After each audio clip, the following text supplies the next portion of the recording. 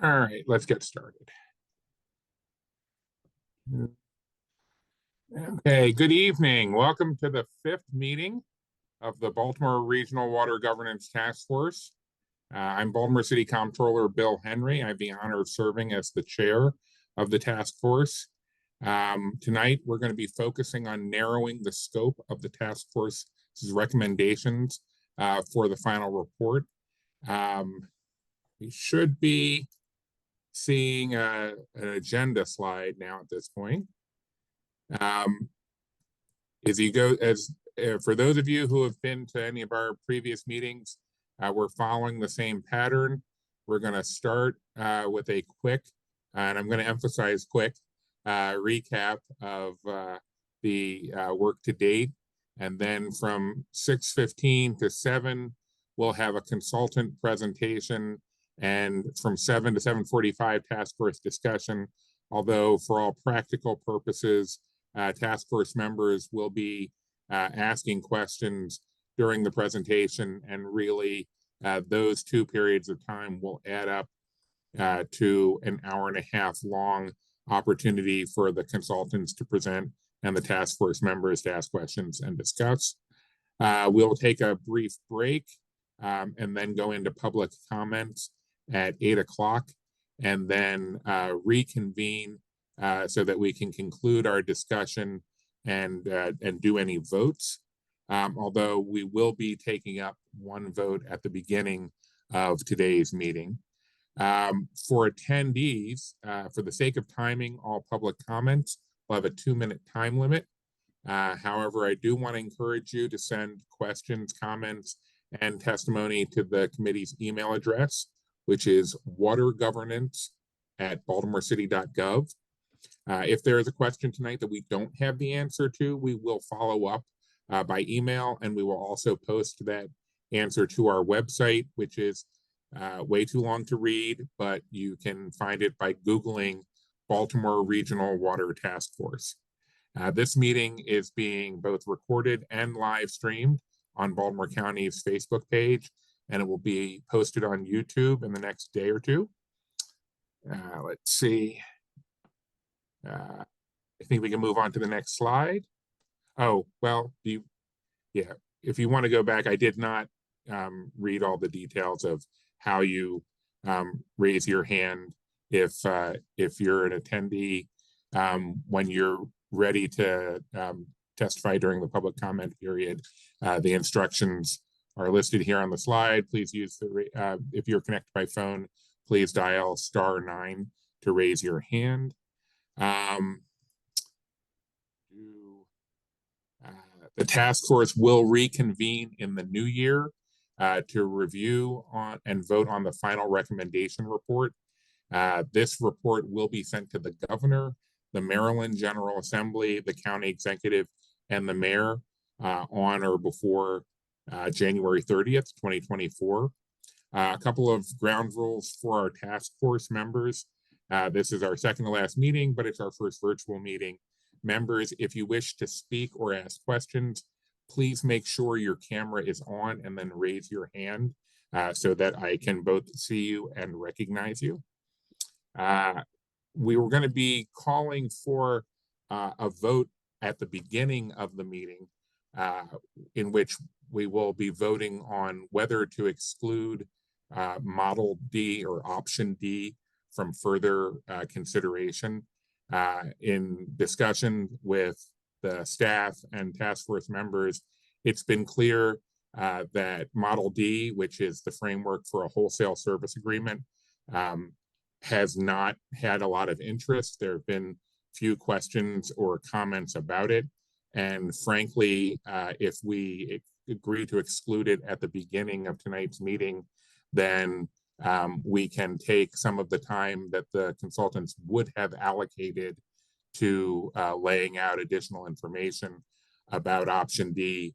We can take that and use that to have more time to discuss Options C and Options E, which have had much more interest. And I think that's it. We will have some votes at the end on continuing to narrow down what we're going to be considering so that we can give the consultants clarity on the desired nature of some of the options. And then before we start, I just want to note that I'm getting a message that this meeting does not seem to be streaming anywhere. And so I'm going to check in now with WSP because it does not appear that this is in fact. Okay, I'm sorry. Like I'm seeing that it's not on YouTube, but it wasn't supposed to be on YouTube.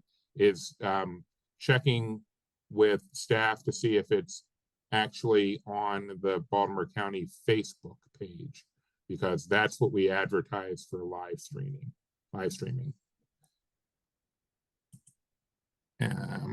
Mr. Chair, my understanding is the link to the meeting is on both the Baltimore City and Baltimore County web pages, and there are 18 attendees who have connected to it.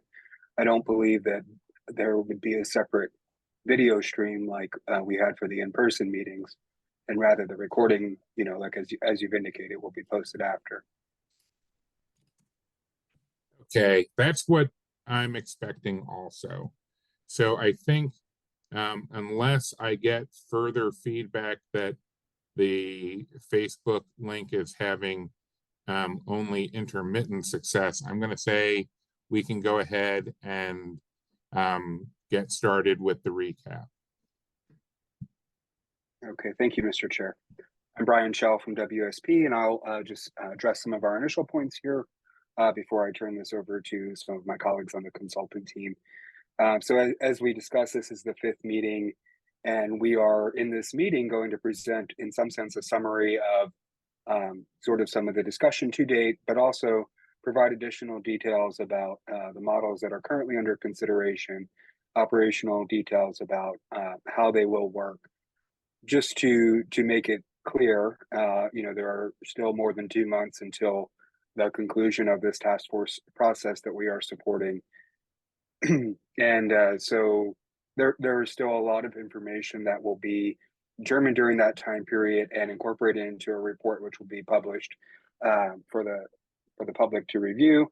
And we'll speak about some of those details as we go through this.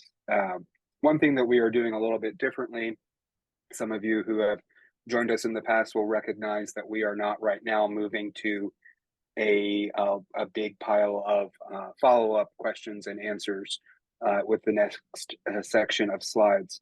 And what we have done is last week, about a week ago, I believe it was on Friday, we've posted online a 15-page document, which is narrative responses to all of the questions that we received from the task force members, going, you know, mostly from last meeting, but also from meetings before that we needed to come back to and address. And we wanted to ensure that we preserved enough time for the task force's discussion and the information that we need to present in this meeting without having to separately use a lot of the time to address those. So those have been posted and distributed to the task force members and the public through the websites. So I'll just step through somewhat of an introduction and kind of framing us in our work here, like I have done in the past. So the House Bill 843 that we have mentioned is, of course, our guiding document for the task force's work. And it sets out the objectives of this task force, what this task force needs to accomplish, and what its goal is and how it's to go about it, including things like, you know, requirements to draw on the New Gen report, for instance, for the models under consideration and other items. And it makes clear that this task force's charge is to recommend the governance model most suited for supporting the Baltimore region's work for water and wastewater. One thing that you know, we have tried to include in several of our meetings thus far is sort of what is governance. Obviously, we're all here and interested in attending the Baltimore Regional Water Governance Task Force meeting. But what's governance? And in some sense, what isn't governance? Governance isn't an agreement. It's not a contract. It's not a delivery method. But it's a way of public partner organizations working together on goals, and in this case, regional goals for water and wastewater in Baltimore. It includes, how they make those decision processes, look at funding, look at procedures amongst them, and how those roles and responsibilities are defined. And how do those utilities, look at managing risks and things like that. So as we go into this process and we have our eyes on the prize of a recommendation, it's important to keep in mind, what is governance and what is not, and how do we operationalize that within the confines of the House Bill 843. In doing that, it's useful to think about where we are in the process in two different senses that I'll do over the next two slides here. So as I've explained, House Bill 843 told us all that the task force's charge is to make a governance recommendation, shown in the first box here. There's obviously a step for the those who receive that recommendation, the governor, mayor, and county executive, to consider that recommendation. And there's a significant amount of effort that then would happen as part of implementation and further study at that point, where work groups would be established to look at operative details related to legal, finance, engineering, operations, HR, affordability, equity, and that's all part of that transition period. We've spoken before about how the length of those transition periods may vary, and some of our ideas about estimates for those transition periods. And then going further, is to implement that, there's new charter agreements, things like that have to be put pen to paper to operationalize this. But what the task force is not doing at this point is not solving all implementation phase problems in the third box. Those are in the third box, and we're working together to get to that recommendation that's required by the legislation. Kind of zooming in on that first box, where have we been through this? We reviewed some of these meetings. We started out looking at what are the agreements and the organizational structure that govern the existing conditions for the status quo. In meeting 2, we looked at a range of different models, and we eliminated 2 models, Model A and B, from further consideration. In meeting 3, we started to look at what's the as-is status of the fiscal conditions of the 2 utilities. And then we continued to review in meeting 4, the impacts of the models C, D, and E under consideration. And we're at meeting 5, where we're summarizing that, we're providing additional details, and we're working towards supporting the task force and making a vote about what recommendation they would like to move forward. So at this time, I'm going to turn things over to Art, who's going to step us through some financial details here.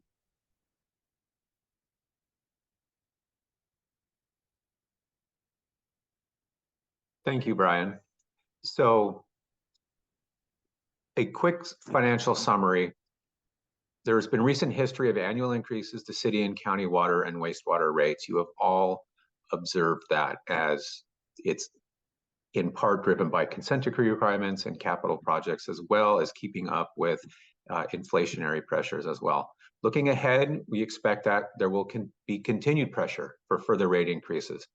There's inflation, consumables, parts and supplies, and labor. Baltimore City also adopted salary increases in September based on a compensation study. Continued consent decree activities, additional new city consent decrees. We've shown projected capital spending through fiscal year 29, and in past task force meetings, we have shown projected increases in debt, outstanding debt, as both the city and the county will need to, or project to issue more debt than is retired through paying off existing loans.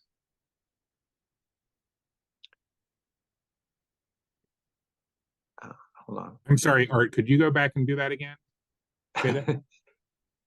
Yeah, in the next 5 years, both the city and the county expect to increase the amount of outstanding debt that will be on their respective books, because the amount of new debt that is projected is greater than the amount of debt that they will pay off on their existing loans.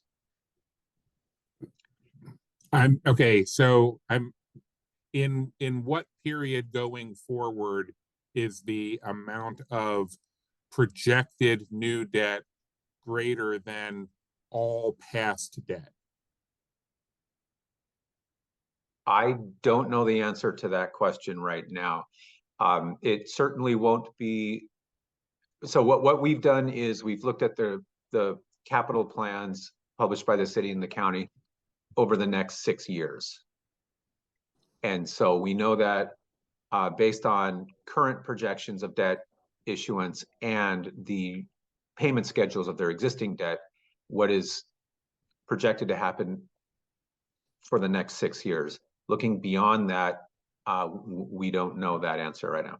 I'm just thinking that we may be saying something in a way that's going to cause some people to misconstrue it, because the way I'm hearing it, you're like, if we assume that past debt is 20, 30-year bonds, to say that there is more debt coming in the next 6 years than all of the debt that needs to be dealt with that is outstanding seems counterintuitive.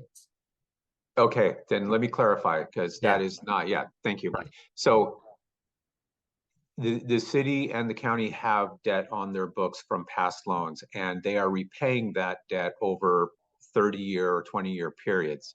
So the amount of that past loans that they're going to pay off in the next 6 years, they're not going to pay it all off in the next 6 years, right, but the amount that they're going to pay off in the next 6 years is less than the amount of new debt that they're going to issue. So 6 years from now. Okay. Okay. So that's always going to be the case in any given and in any given period of time. Right. Okay. Okay. Gotcha. Sorry. Thank you. Oh, no worries. Thanks. So we expect that there would be continued pressure for further rate increase regardless of the governance alternatives, the capital, the consent decree requirements, and the gradual repayment of debt over the next 6 years would occur regardless of governance alternatives. We've done more work on transition cost estimates, and based on industry comparators, $5 to $15 million, and that is requiring outside assistance for some of the transition activities. We talked in the last meeting about debt refinancing if required, and we'll have more to say about that,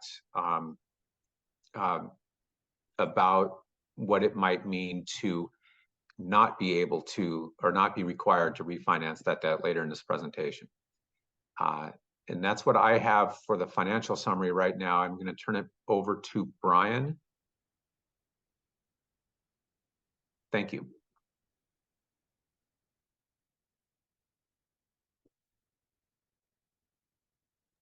And Neil, over to you if you can unmute your line.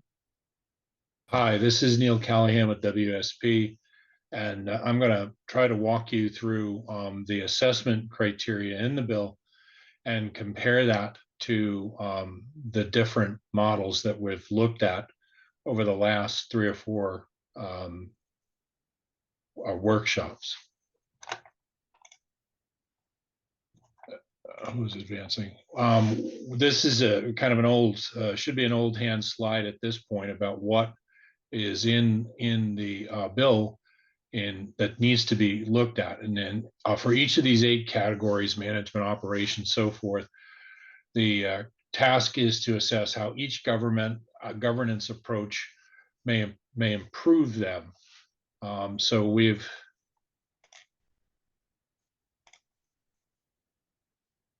okay.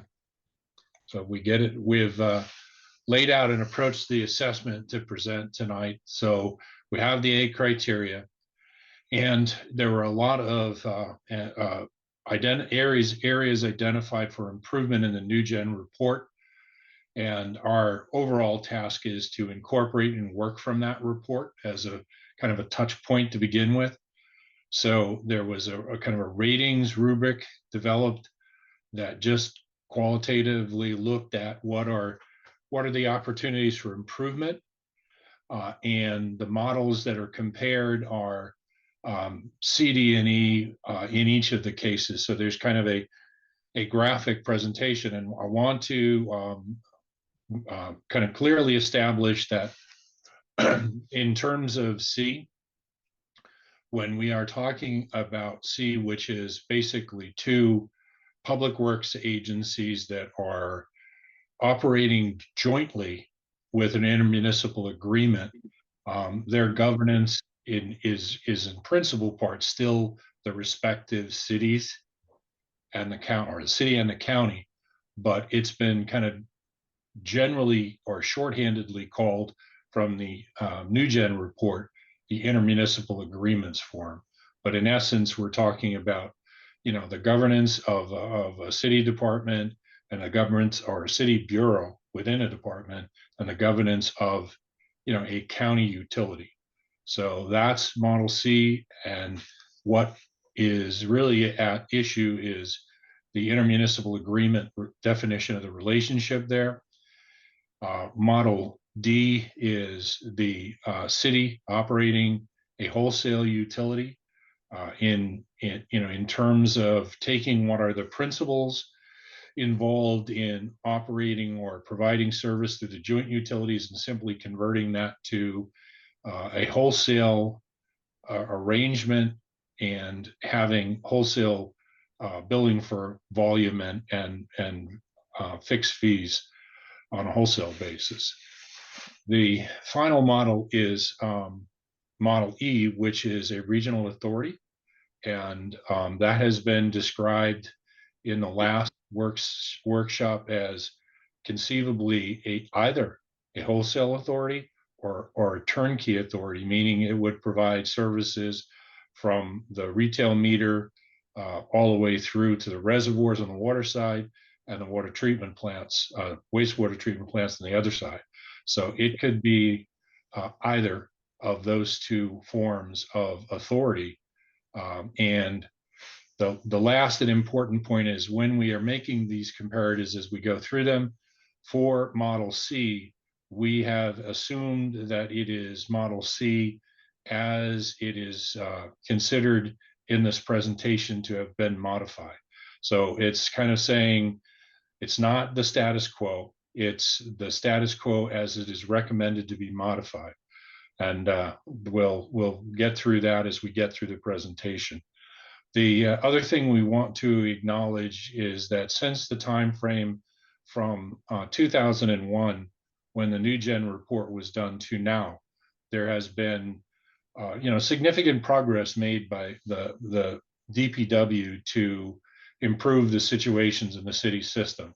So, while we may reference some of the New Gen work, there has been improvement that's gone on from that time to now. And, I would expect it would to continue in terms of the areas that they've been able to work on. So that's kind of the preface for this system. So in terms of looking at management and in the framework of that rubric, these are the items that were identified in the New Gen report, and that certainly would be of particular concern.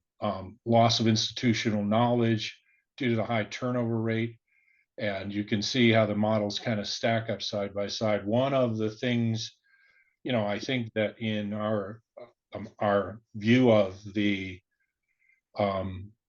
Model D, Model E, the authority, is it has a number of advantages simply because of its scale and the fact that the revenue base would be significantly bigger than either utility. So it has more leeway to be able to deal with things on the face of it. That doesn't solve these issues in and of themselves.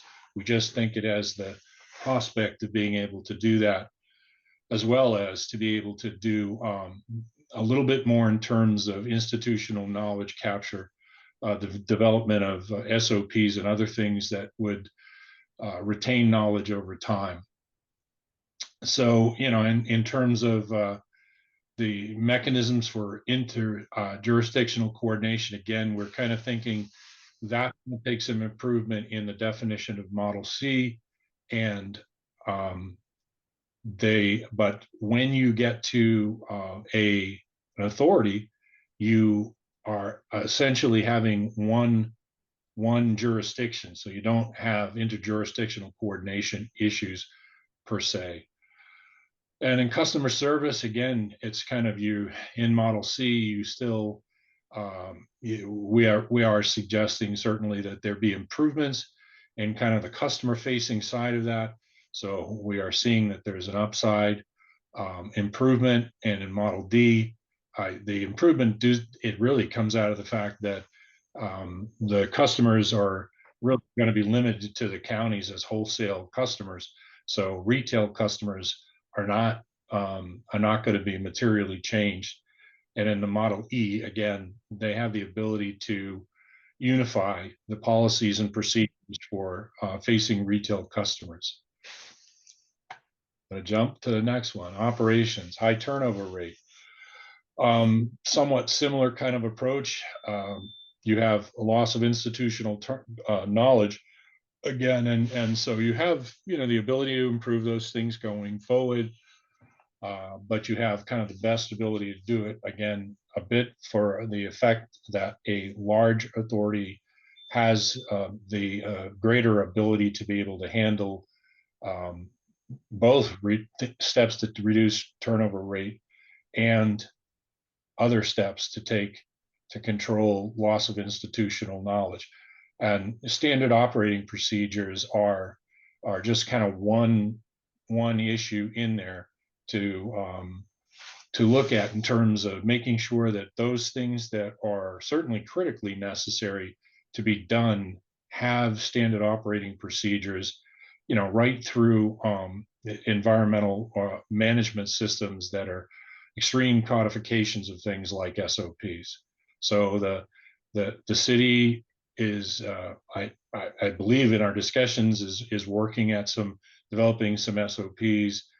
So we've kind of attributed that as there's a positive benefit possible under C and D, but it's still significantly higher under E. And there are some things that the two distinct different types of models, the governance model C, whereas a distinct city department and a county department, they're not going to share county GIS information no matter what. So some of those things are just not going to be resolved under those models. So higher vacancy rates for key positions. Again, we think, I think Art mentioned that, the city has implemented, a material salary increase to try to bring salaries up across the board into positions, not just for key positions, but into positions to make the reduce vacancy rates and retain and attract people.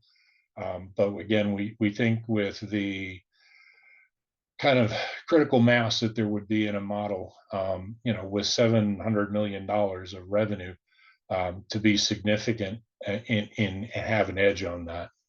And the high turnover rate, again, really targeting loss of institutional knowledge, kind of follows the same general format. There are improvements that can be made in C and in Model D to try to reduce the turnover rate, but again, it's probably better able to be addressed in a authority model. We keep regrettably seeing some of these things about loss of institutional knowledge and this, because we saw, while this was one of the criteria, retention and training, it's getting to be a little bit of the same. So, you have to have market competitive salaries. That's a threshold issue to retain and reduce high vacancy rates. So we think there are going to be issues to continue to do that in Model C and D, and still limited abilities for improvements, but we think they are able to make improvements in in or with a governance model E. The QC process, this has been talked about in the workshops to date, but this again was pointed out in the New Gen report. And again, we think there's been steps made by the city, and we think that there can be further steps that can be instituted in Model C,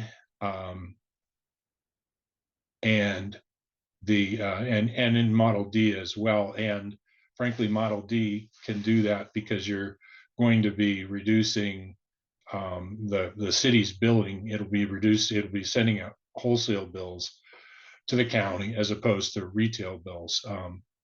And in Model A, essentially they're all the same. And again, partly over the scale and efficiency, you can get to assure that you have really good processes for billing accuracy, because it's going to be one entity jointly managing the billing process. And customer delinquency, again, it's kind of related to ensuring the billing accuracy and the right procedures in the billing and customer service departments. So in Model C, we're less than certain it can be materially impacted, even in kind of the modified or improved Model C. Model D, it would change, but simply because converting from retail billing of the county customers to wholesale, and tracking the wholesale accounts is a lot easier. Disputes are a long-standing battle. This is really disputes associated with the CAM and cost sharing. In Model C, you still have the two agencies. You still have the two groups fundamentally sharing information like the CAM to get to cost sharings. There would still have to be a reconciliation, so there could be, the potential for dispute. And again, this is an area that is notably and significantly improved since the time of the 2021 New Gen report. The settlements are done. There haven't been disputes, and there's been general agreement. So that's kind of the status quo, and we would expect that to be the status quo in Model C and D. And again, in an authority model, the concept goes away. There really isn't anything to dispute or reconcile when the authorities got kind of holistic responsibility. And it's kind of the similar pattern of sense with the billing adjustments. The billing adjustments that the city makes on the water side impact the county sewer billing, and the communications has been strained at times, and has had some significant impacts. And that, in fact, was some of the reasons for some of the annual reconciliation disputes. But again, that has been improved, but there are still issues of information flow and timeliness in terms of billing adjustments and billing practices that need to be improved, and they can be under C. We don't see that really getting better under D. In fact, we see that there are some disadvantages of Model D in terms of billing adjustment and customer service, because on a wholesale basis, how that would happen is kind of up in the air. And in the authority, we think that again, these are all done by one entity under the authority's auspices. So planning kind of runs a similar gamut. There are limited, the statements made in New Gen was there are limited mechanisms or systems to ensure joint planning. In the Model C, that's going to be one of the areas that we're recommending that be amended in the inter-agreement to the extent feasible, to ensure that there is some joint planning. That's a pretty important issue that wasn't, or as it was presented, was not carried out under the interlocal agreement. So we see that with some improvements in place, there can be improvements in Model C, we think that this is an area that Model D significantly has a disadvantage simply because of the nature of the wholesale relationships, the interjurisdictional communication would probably have a tendency to get worse. The new gen comment about water analyzer office is understaffed. Again, it's kind of, if that is something that would need to be corrected and is recommended to be corrected in Model C, and to the extent that it's necessary, it could be dealt with in Model D. But again, there's no there is no role as kind of a water analyzer office that is necessary or perhaps necessary under Model D. Again, it's kind of the it is all of the assets would be managed, or all of the assets that are currently shared would be managed by the authority. So again, another kind of area that we're going to talk about some improvements is to add metrics and communication and transparency about program performance. One of the axiomatic things that certainly I see in the industry is what is what is measured gets improved. And so if there are performance metrics added into the intermunicipal agreement that gauge what are critical areas for improvement, they could go ways to help Model C, and similarly show transparent performance for Model E. And emergency management, again, the real issue that was reported was it's unclear who has what responsible roles in the drought at this point. We are less than certain that would change under Model C with a city and county enterprise that has as its core cost sharing for shared facilities. But there is a possibility it could be, but we still see it staying close to the status quo. Model D, it would be the status quo, but it would be basically all on the city to do. And in Model E, again, that would be a joint authority responsible for all of the drought response and emergency response procedures for the facilities. Something that's been a great concern to everybody, rate stability for customers. And we kind of ran around quite a bit about what we are talking about with rate affordability.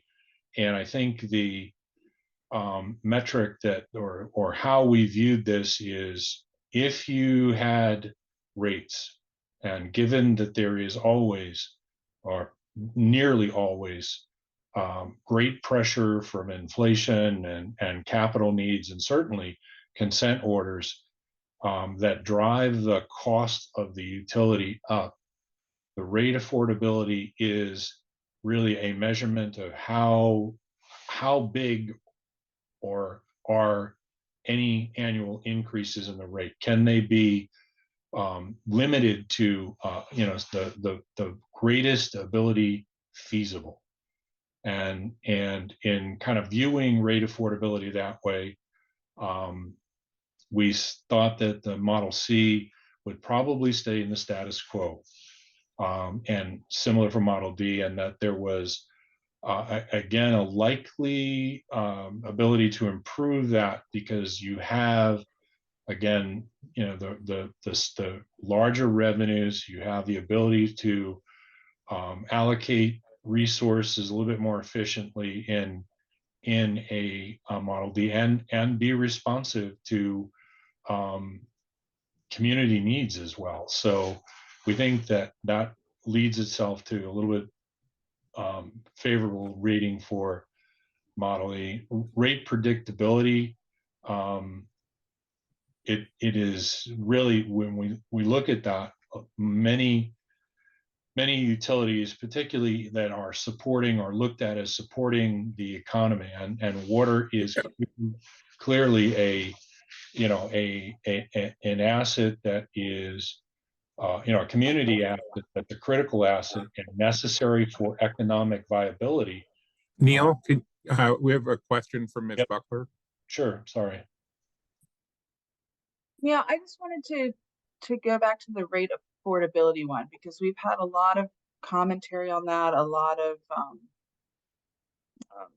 letters and testimony from the Food and Water Watch specifically pointing to rate affordability and Model E being an issue with that. But you're saying that you see it as a positive to rate affordability. So can you touch on maybe some of the points that they've made and why you see it as a positive and they're seeing it as a negative? Well, a couple, yeah. I mean, some of the comments made, pulled out the, some of the facts that have been presented that, if, and this is the way it's been discussed, if there was the need to refinance the debt, there would be very significant incremental, debt service costs added, and that certainly would adversely impact rate affordability. But the reality that we're looking at is and we'll talk about in a little bit, is that we believe there are ways that you can create an authority that do not necessitate that debt refinancing. It's still very much a question. Don't get me at all wrong. There's, when Brian showed you that slide that said there's a whole group of people and a whole lot of expense that need to work out details, that's the top of the list right there. But when we are looking at that and saying the authority model from a governance perspective has the likelihood to be able to contain and limit rate increases going forward, it is on the basis that we have got through what we've identified or will identify as threshold issues and are able to do that in a way that is good for the community in total. And so, yeah, there's some assumptions, and if you assume they go wrong, then it doesn't make sense. But we are definitely assuming that they are solvable, and that they would need to be solved before the authority could be implemented.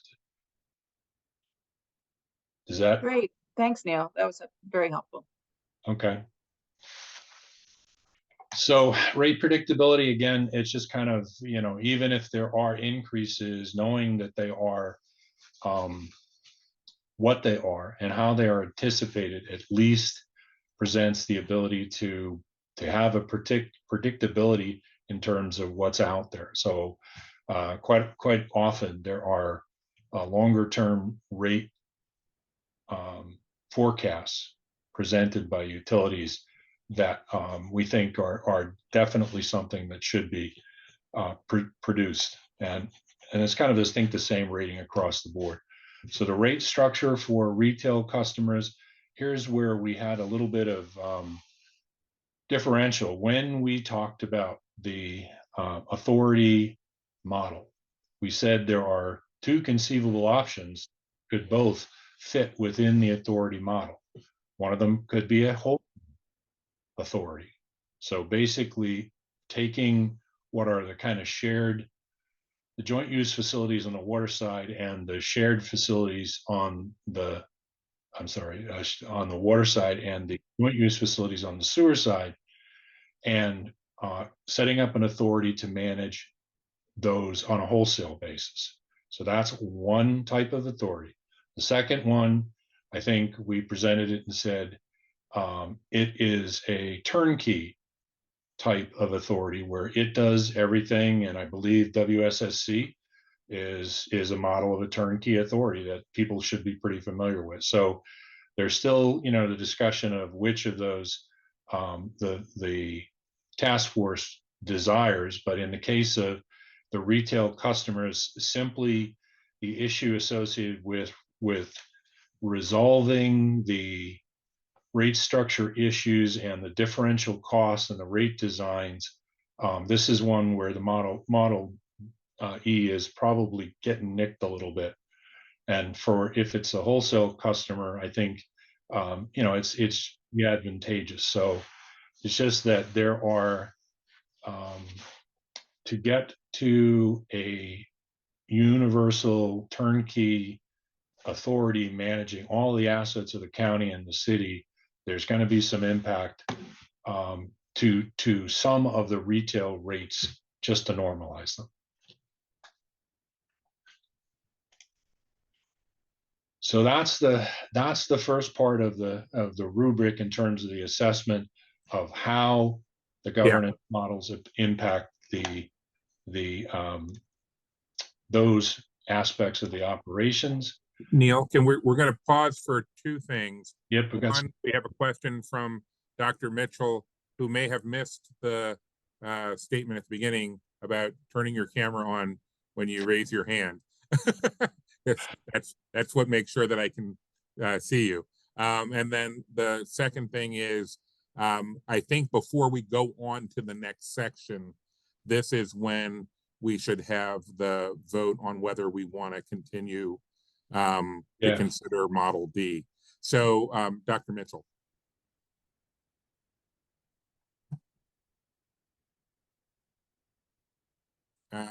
Dr. Mitchell, we're not hearing you. You don't seem to be muted though, so it might be a microphone thing. You should be able to hear me now. We can, thank you. Thank you. Thank you, Mr. Chair. Neil, if you can go back one slide. You may mention under rate structure for retail customers that there could be some impact to some customers and potentially not others. Could you give some examples of what you mean by that statement, just so we can understand what type of customers, retail customers, would be impacted by a Model E, if you will? To some extent, I think our thought process is that there are, because of the rate design in the county and the fact that there is certain amount of rates that are coming in through different fixed charges, those rates get added to rates that would be set up for everyone in a rate class. So the thrust is that when if you go to that, and there's actually a decision point, Dr. Mitchell, later too, there's a further kind of issue about what kind of rate structure you want even in a turnkey type of situation. And that decision has the potential to eliminate that adverse impact for retail customers. But it's when you normalize the rate structure for the retail customers across the metropolitan area, there are likely to be some customers that rates in a category can go up, and they're likely that they may be. I think our view was they are likely to be county customers, but. And thank you for that. And when you say retail customers, could you explain what that means for us? And is that businesses? Is that residents? Is that who would be charged that? Could you define what a retail customer is? Yeah, again, we had to bifurcate some of this a little bit in the notion, and this goes back to, I think, the fact that we shorthanded the ownership of or the distinction between a wholesale utility and wholesale customers and a retail utility and retail customers by calling them retail customers and wholesale customers. So we have not done a set of analytics that said on this retail customers, it is only the customers with 5/8 inch meters type of thing. This is the broadest category of all of the customers that are basically, it's across all of the rate categories for those where the utility is billing directly. So, and so in that case, that would be, individual residents, say, for example, if I lived in a county, my rate could go up. If I was a business or a family dwelling owner, my rates could go up. Is that the definition of a retail customer? In this context, that's exactly right. Okay, thank you.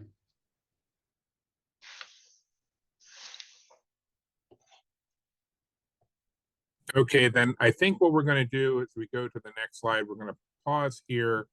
And I had discussed with staff and with some of the task force members the idea that over the previous two meetings, it had become pretty evident that when we were reviewing the different models and how they were potentially going to impact the items we were concerned with. There were very few questions about Model D or Option D, and there did not seem to be a lot of task force interest in continuing to pursue it. So in the interest of saving time going forward, especially in this meeting, I'm going to ask if anyone would be willing to motion that we remove Model D from consideration so that as we move through the rest of this presentation, we can focus just on C and E, which more task force members seem to be interested in. Mr. Barr. Yes, Mr. Chair, I would like to make the motion that we eliminate Model D from further consideration. Thank you. We have a In motion. Is previous there a meeting. second? I see Ms. Reed. Yes, Mr. Chair, I would like to second that motion. The motion is moved and seconded. Is there any discussion? Seeing no one's hand raised with an interest in discussing the matter, what I would ask is if all board members would turn their cameras on and raise their hand to signify that they are voting in favor of the motion. You can use either your real hand or your virtual hand.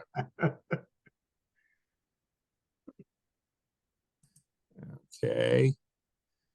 I'm seeing 1, 2. I see Mr. Davis, Delegate Stein, Ms. Powell, Ms. Medicus, Ms. Reed, Chairman Henry, Ms. Buckler, Dr. Mitchell.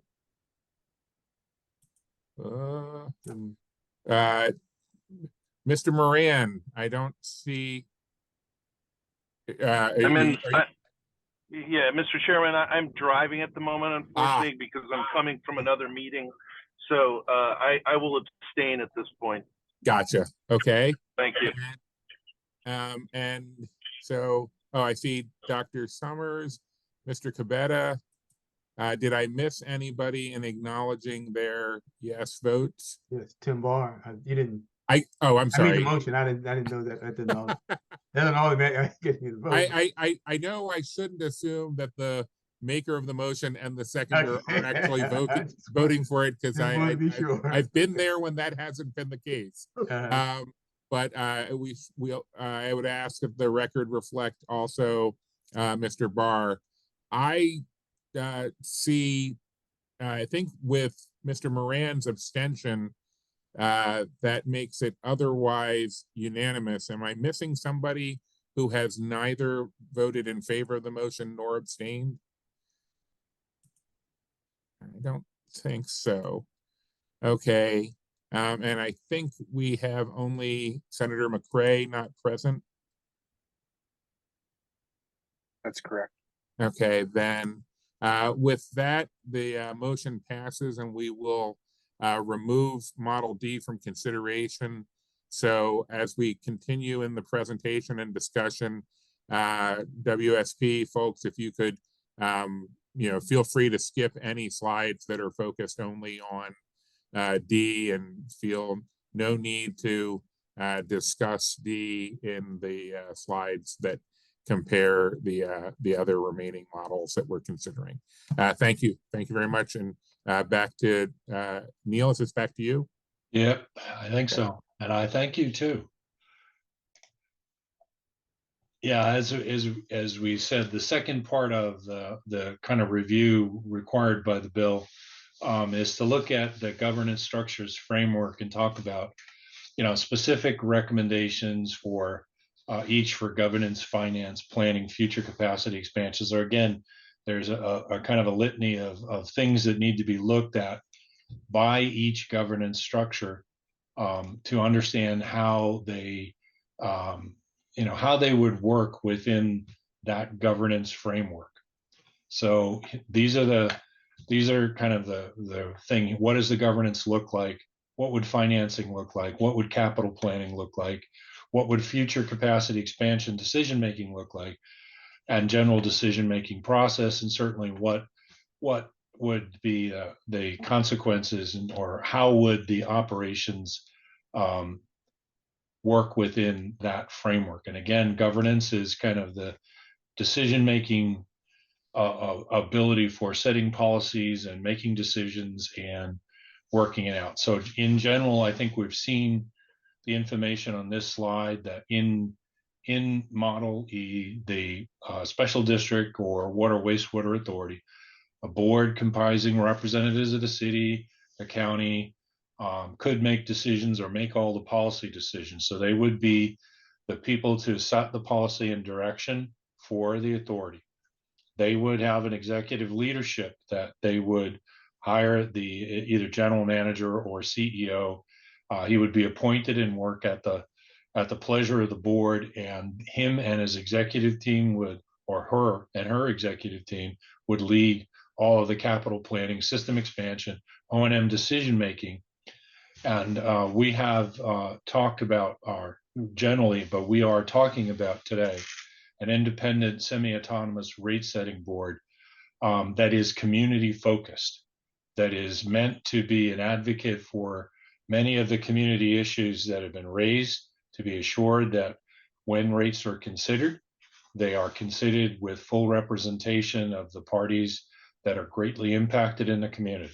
So that's the largest, the biggest thumbnail sketch of what the special district water authority would look like. And again, this is kind of the decision that or the information that we put it graphically. You could have a turnkey authority where basically your regional water and wastewater authority, it is the board that is the policy setter, and this has retail relationships with all of its customers.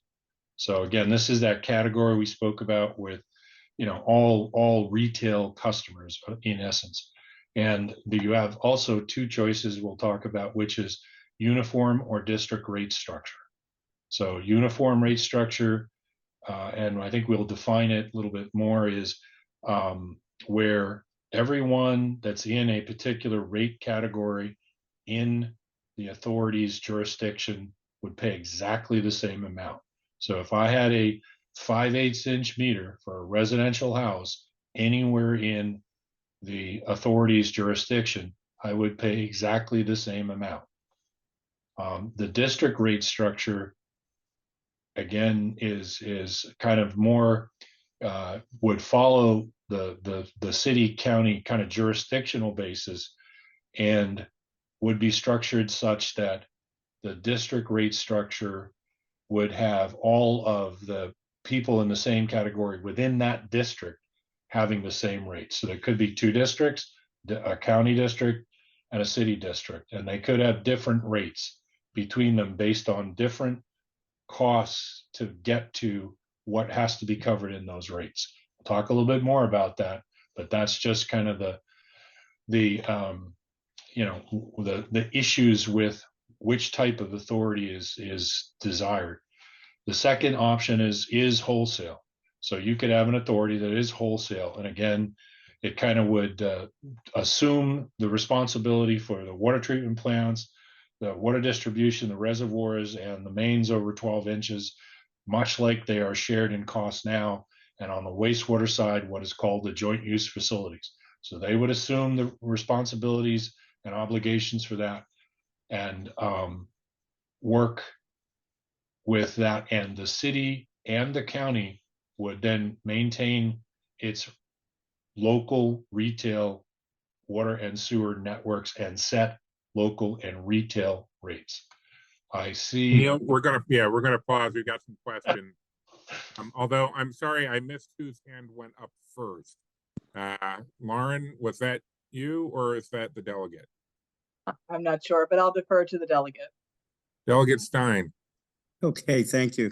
Thank you, Mr. Chairman. Neil, your comment about having a separate rate board that's independent or semi-autonomous from the governing board. I guess, could you explain how that would work? I could envision a situation where the decisions of the rate board would be at odds with what the governing board feels are revenue needs or, you know, other financial needs. So could you explain how that works? I can, and I think we have that in a slide in a few minutes. If you can wait till we, I mean, this is just the overview, but yes, that's Sure. probably a very important feature of the recommendation. So Yeah, happy to wait. That's fine. Yep. Ms. Buckler? So are there examples with rate setting boards? Because I don't recall us getting into that when you talked about some of the other authorities out there. And of those examples, you know, what percentage of authorities that are out there roughly have it? 50-50? How does this happen? I to the last question, I don't know what percentage. There are a number, and I believe in the questions we identified either 3 or 4 specific ones that have different kind of makeups in terms of what they do or how they manage them. But the one that I think you know, may have some of the most benefit is what is done in Philadelphia, and that was, I think, identified early on, even in the information that was sent out when we contacted the utilities and sent the list out. So it indicated there was a rate board in there, and then we detailed that further in the distribution this week, and you know, are willing to talk more about it now as we present the information. Yeah, rate setting boards aren't exclusive to authority structures. They can be used wherever, you know, there's a system that needs to have a rate set, and there's any reason or interest in separating that particular decision-making authority out from all of the other policy setting that needs to be done. Dr. Summers? Yeah, I just want to say I have the same sort of questions regarding the separate rate setting board. I'd like to hear more about the advantages and disadvantages of that. I gather from what you said, we will talk about that more. My other question on the overview slide, you talk about a board comprising representatives, and then you list the entities that would be represented. I presume you're going to go into more detail regarding what the qualifications and types of expertise would be needed on that board, because I think that becomes a very important consideration. Yes, and I believe we have, and I think we also submitted some information in the response to questions, I think, that addresses that, at least in one form. Here's some information of a type that might have that. But yes, we will definitely talk about what our expectations would be in the recommendations for the qualifications of the people. And that's part of the explanation of why you might have 2 different boards. So if I may, until I get to that point, and I'm sure we'll get more questions,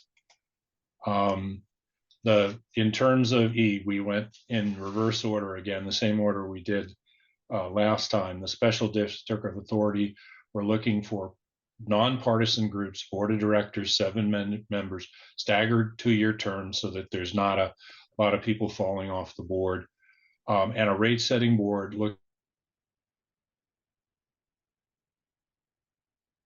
different basis.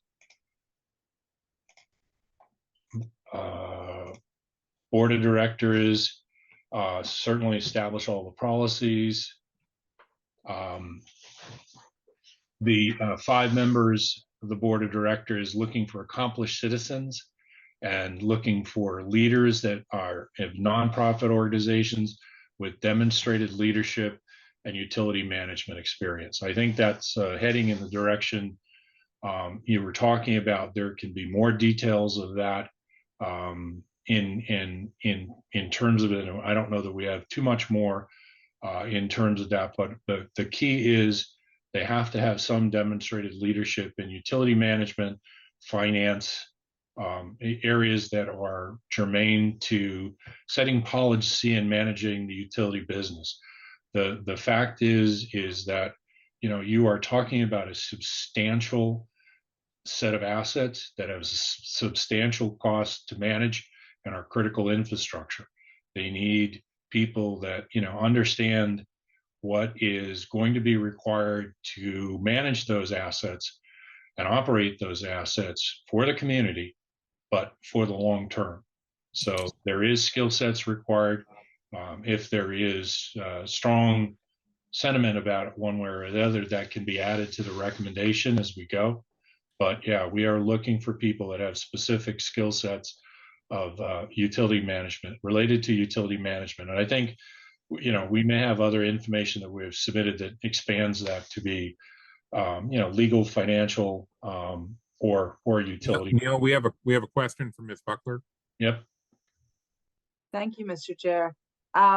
Might be a typo, but this slide says 5 members of a board of directors, and the previous slide said 7 members of the board of directors. Yep. And 5 members of the rate setting board. And then also just where did these numbers come from? So. Well, I mean, the numbers come from, you know, looking at all of the kind of composition of the board. I think the recommendation is 7. So it is, you know, what we're talking about is 7. The core series of numbers, you ask kind of questions about what is the most common. The most common numbers of board of directors for utilities in general is 5 or 7. There certainly are 9, and there certainly are huge outlier numbers, but they tend to fall into that, those type of numbers. So we simply said, you know, this would allow for a reasonable diversity and input on the board to represent the community. So 7, you know, we thought that you could have an assortment of people with different backgrounds and different representation on the board with that. 5 was a little too tight, so I think this is typo, and we'll correct that.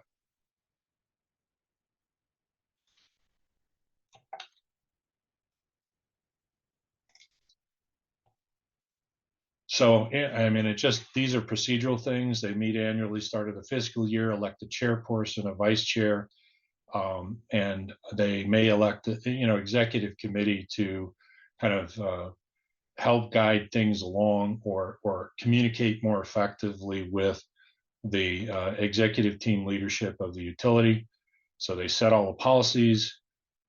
They're responsible for receiving, collecting all the money, and employing, you know, the management and staff necessary to run this. This is a pretty normal slate of affairs for what a board of directors does for the utility. The rate setting board, as I said, we'll get here. I imagine we'll stay here a bit.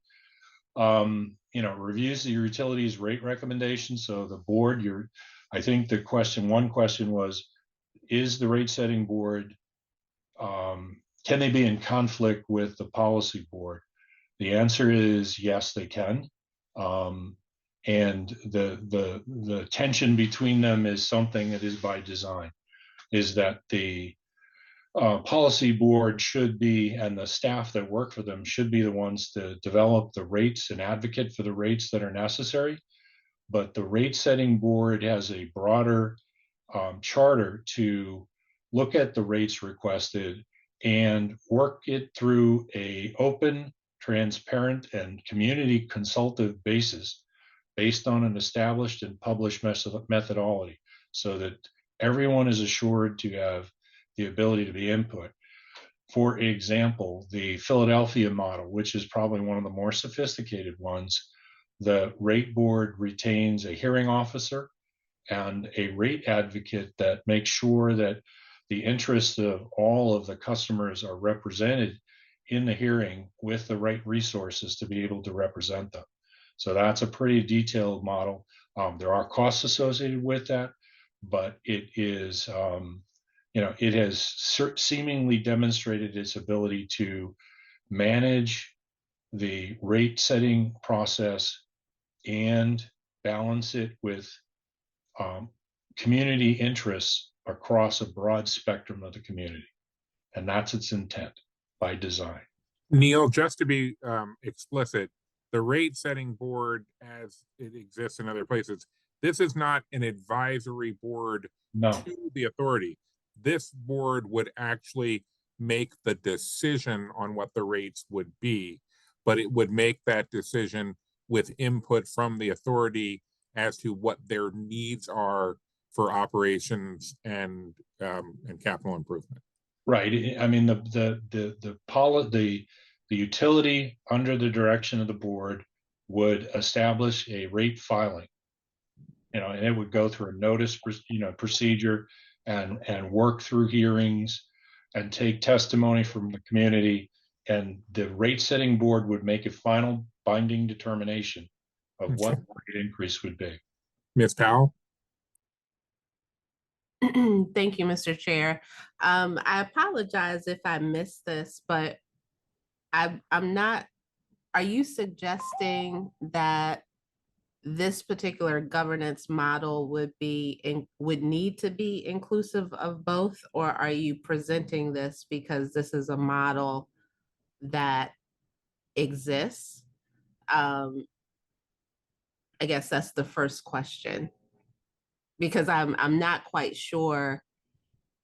What is typical, it seems, is that there is a board that has the rate setting authority for the utility. So I'm not sure why this would seem to complicate things and also be in conflict of policy, and also people that are most closely and more aware of the needs of the utility if they're hearing things more regularly than when rates are being set. So are you presenting this as the approach for this particular governance framework?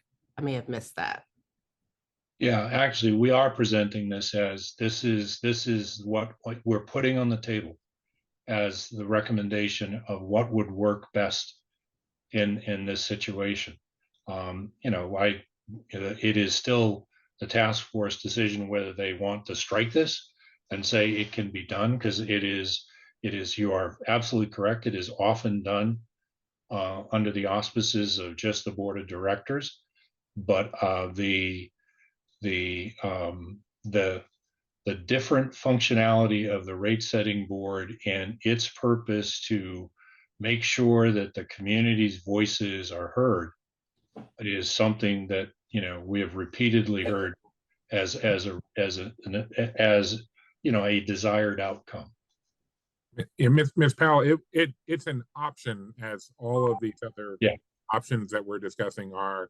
It's going to be up to the task force to decide if we want to include it or not. So are we going to see, as a follow-on question, because I see Dr. Mitchell has his hand up as well, are we going to see the same model with an alternative board approach, and similar to what you did with the rubric, weigh the pros and cons of each of those approaches? Because a standalone board that has rate setting authority does also have the responsibility for hearing from and weighing and considering the community's concerns, as does the utility. It's just my thoughts. Thank you. Dr. Mitchell? Yes, I thank you, Chair, and thank you, Neil. Can you again let me know for the 5-member rate setting board, is this the model you're taking from Philadelphia? And the reason why I'm asking that, I come from a background where there was a regional water for many municipalities and on the West Coast, and the policy board was the rate setting board, and I know that it worked very well, and there are many others that work very well in that vein. I guess from your recommendation with these two boards, could you give me a little bit more about your foundation on how you all came to this, and to the positives and negatives of that, so that we can kind of get some of your thinking and how you frame this? Yeah, I mean, I think to try to answer both of the things, we felt that we wanted to put what appeared to be some very workable things to have the highest degree of assurance that the community was heard out there. And yes, I think that when we viewed this, we saw the city of Philadelphia's current model as being a very good model to emulate. There is, without a doubt, and I would say if you were due by pure numbers, I think there are probably more authorities that operate and do their own kind of rate review at their board level, but not very many of them want to go through the full process that is laid out procedurally in Philadelphia to make sure that the community is heard. So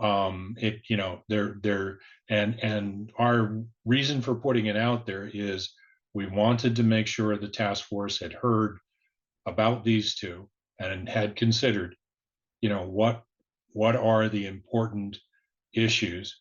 And I do think, as the chair has indicated, we're not going to present sub-options and sub-options of sub-options. We've got a lot of that already, and that's getting to be problematic to try to get to a final resolution.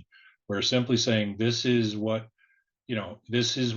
we looked at as having the greatest benefit to Baltimore in terms of what are the objectives of the legislation. A governance structure to ensure safe, efficient, equitable, and affordable water for the Baltimore region. So when we looked at that in all of the terms that we understood, we felt that no matter what, it needed to incorporate a rate-making system that could and certainly capture all of the community's input and would weigh that. And it can be done in the board, or it can be done with a rate-setting board. And to some extent, there may be some, while there are some additional costs, there are some benefits that the policy board can continue to work through the other litany of thousands of issues it will be confronted with while this is happening. So a lot of hands. Yeah. Well, actually, there's only one up right now, which is Ms. Reed. Yep. Thank you, Mr. Chair. I don't know if I really have a question, but it's more of a comment. I think that when we look at models of things that work in utilities, and right now we've been primarily looking at what works in water utilities, which makes sense. I think in our region, we can also avail ourselves to the Public Service Commission model, which I believe has something to do with the approval of rates for gas and electric utilities. And so I'm not advocating for a rate setting board or not, but I'm just saying that that's not a foreign model when we look in our region. Yeah, I mean, I think that was raised in some of the response to some of the questions that you could submit the rates to the PUC, but again. Oh, we- no, she meant in terms of the idea of a utility going to a separate board to get the rate it wanted approved. We already do that with the PSC. Yeah. Right. So not that we would want to send the authorities requests to the PSC. I don't think anyone wants to put that on the table. Right. Delegate Stein. Thank you, Mr. Chairman. I understand the analogy to the Public Service Commission, but in addition to being a rate-making body, it also has regulatory authority. It establishes many policies with respect to operation of the utility. So, I would say it really is more of an integrated board that has rate-making authority and policy authority.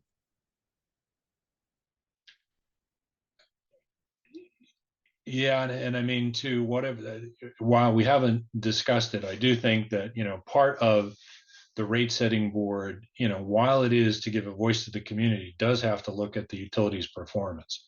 It can't, the formal notice that is provided to them of the rate change request from the utility, has to be based on established need, and they have to assess the need relative to the performance of the utility and its service levels.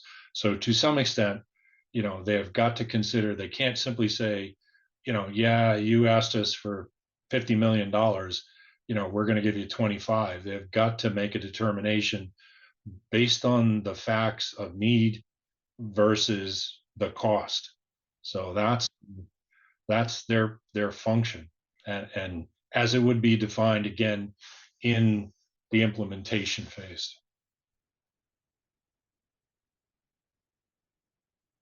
Ms. Buckler? Neil, what you just said about they have to take that into account in the examples that you're talking about, what forces them to take into account the actual cost of service and not just pick an arbitrary rate? Well, I think that's part of the process that needs to be defined. But again, looking at issues that they're they're operating off of a formal submittal for a rate increase, and it would, in our opinion, need to be supported by a cost of service study. So there's a lot of financials, and with anything, the issues of are you doing anything to adjust or change service levels has to be addressed within that. So they have to consider the performance of the utility as one of the factors that goes into the cost of service and what's necessary in the rates. I mean, it can't be an exercise of just a financial exercise. Yeah, we think this is a good number. It's got to be based on performance and cost of service. Ms. Powell, then Dr. Mitchell. Thank you, Mr. Chair. A few points of clarification. Mr. Chair, I thought I heard you say this is one option for the for this particular governance model. But then I thought that I heard Neil say that this is their recommendation for this governance model, and there is not another option. So just point of clarity on that. The clarity I can offer on that is all of WSP's recommendations are options for the task force. We do not have any type of legal requirement to just pick the thing that they say. They can offer multiple recommendations and we can choose among them. We can take some of column A and add it to column B if we so desire. We have all the flexibility in the world.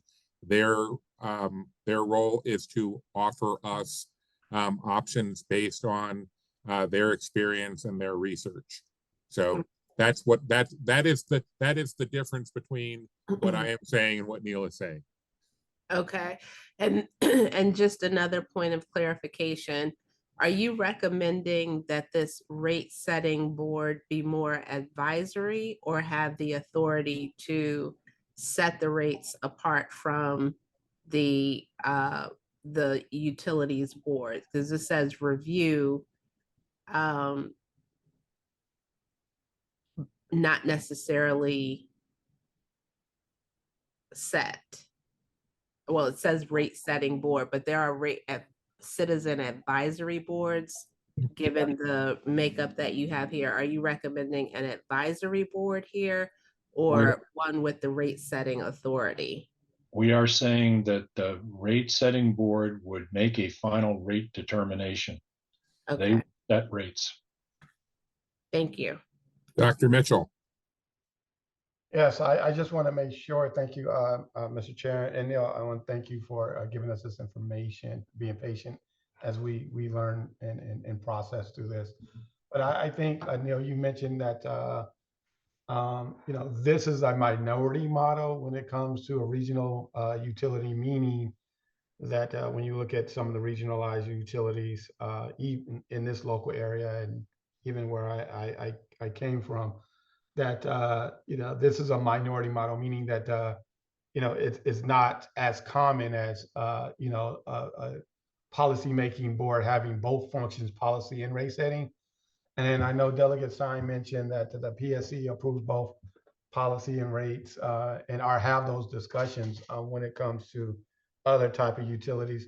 My question in this model, and just want to hear from you, if your policy making has a direct influence on your rates, if you will. They're not bifurcated, they're congruent in a way, right? If you make a policy decision, that policy decision could have financial impacts, which would wouldn't go through a rate setting board, or potentially could if it could change the numbers.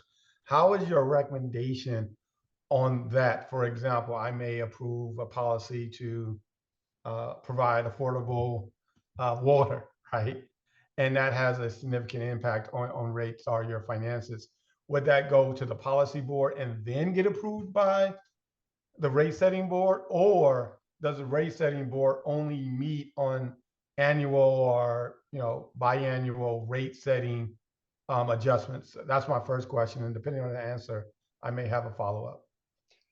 Yeah, again, all of the policies, what the utility wants to do and what direction it takes is decided by the board of directors. So, and that has to get fleshed out. And at some point, that has to, whatever the impacts are that require funding, to the extent that they would require, changing the rates, then it would go to the rate setting board.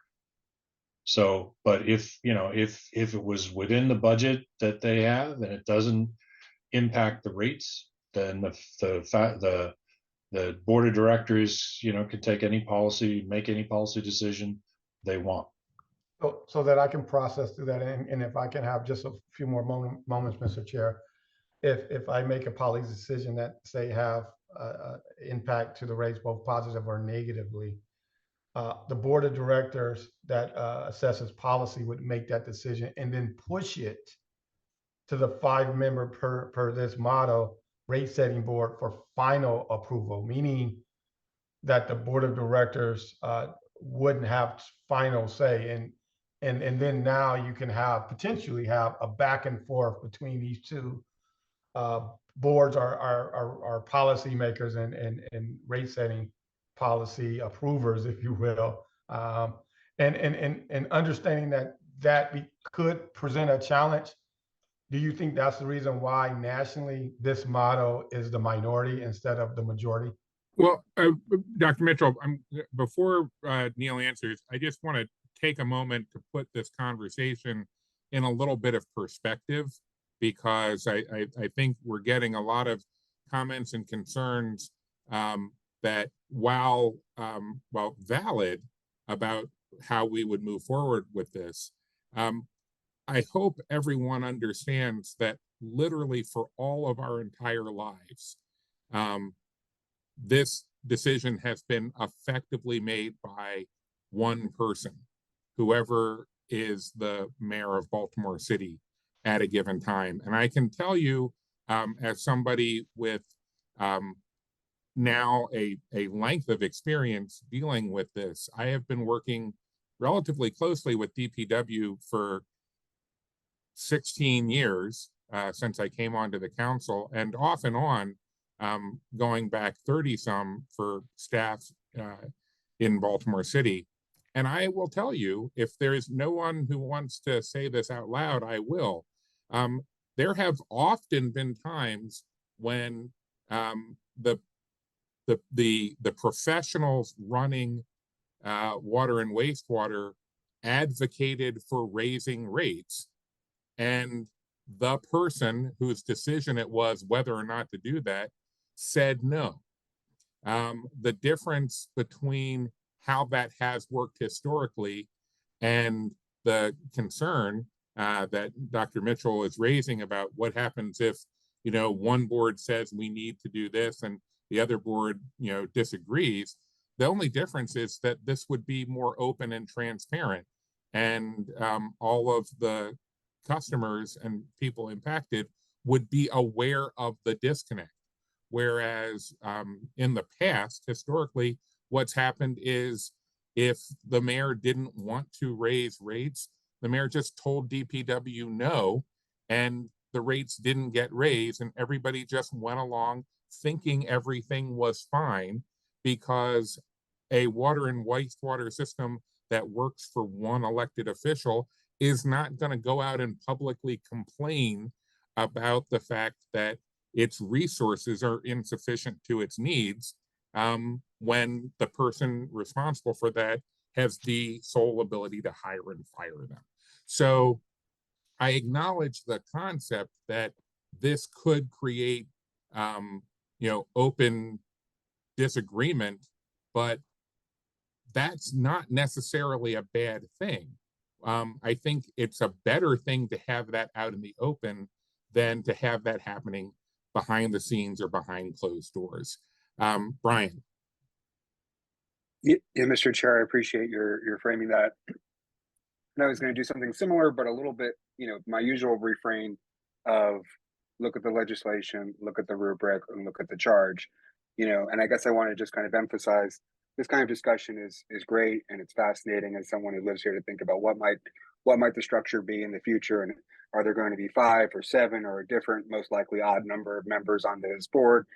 That's really interesting. But the legislation, you know, just as we remind all of ourselves of the framework, the legislation says to recommend a model for governance, not recommend a non-even number of board of directors for that future, you know, governance model, right? So we are offering this, and I hope folks don't feel like we have given you too much information, but we are offering this because it's important to conceptualize how this might look so that we can make an educated decision. But just to be abundantly clear, these kind of decisions are actually not part of the decision to recommend a governance model. That is the charter that we are all following, and we are following and supporting you. So, you know, we offer this as a recommendation, but these are certainly details that would be sorted out later as we go ahead. And I just wanted to do my usual refrain to bring us back to that before I let Neil continue. Actually, we're going to go to Ms. Powell first, but thank you. Thank you, Mr. Chair. I just wanted to say for the record that my questions related to a dual board setup for rate setting is not meant to dampen the opportunity for public discourse or discussion of rates. The concern, though, is that, I mean, there are several concerns, and just, I think, you know, it would be helpful to see the pros and cons of a singular board setup compared to this dual structure that's being presented. That's one. And two, I just wanted to note for the record that with singular boards, more often than not, and I don't know in any case, that there isn't a public hearing process that allows for public input on rate setting, even with a singular board. So I just wanted to just say those things for the record. Because I do believe that it's important to make sure that the public has an opportunity to weigh in. Thank you. Agreed and understood. Thank you. I see no other hands up, so I think then we go back to Neil, but I will also take this opportunity to point out, by my clock, it is 7:37 p.m. Even assuming that we don't take a break or take a minimal one, we only have about 15 minutes before we would take that break and then move into public comments. And we are on page 33 of 75. Now, I know we're going to jump over some by skipping D.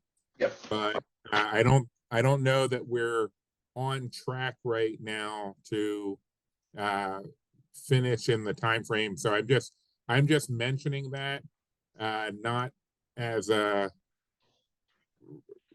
hard and fast statement that we can't ask questions, but I'm just pointing out we may want to try to get further into slides and then come back and try to hold more of our questions until the end going forward and see if we can get them answered along the way.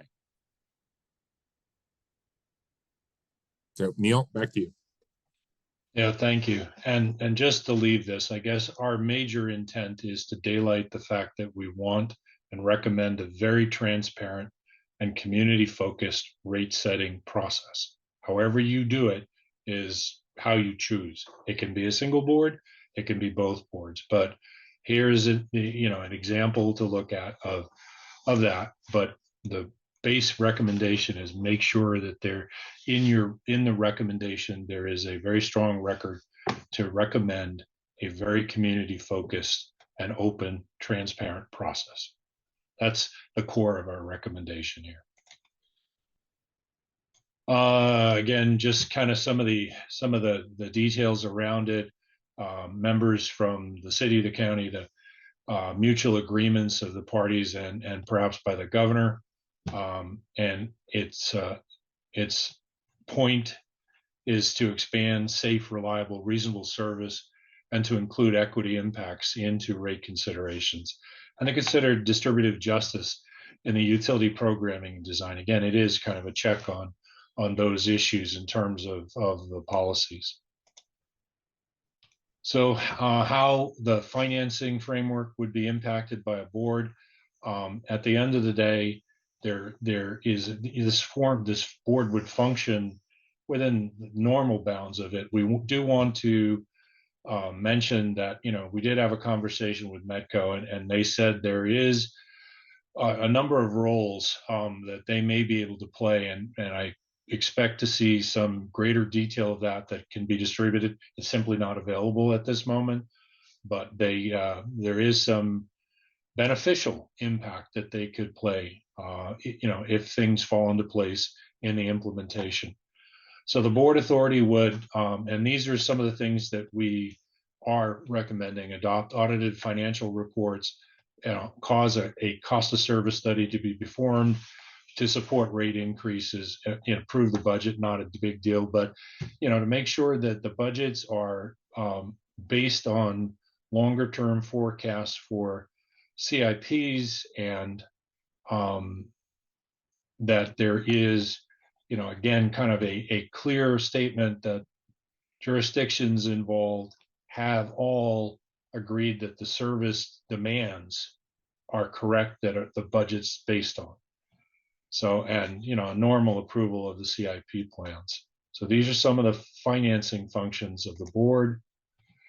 And the authority staff would kind of do all of the normal work that would happen in terms of the finance manager preparing and negotiating the borrowing documents, looking at capital markets opportunities, working with the MDE for, getting the maximum or most optimal interest rate, looking and pursuing WIFIA loans, and pursuing grant funds to minimize costs across the board, and at least minimize the capital costs.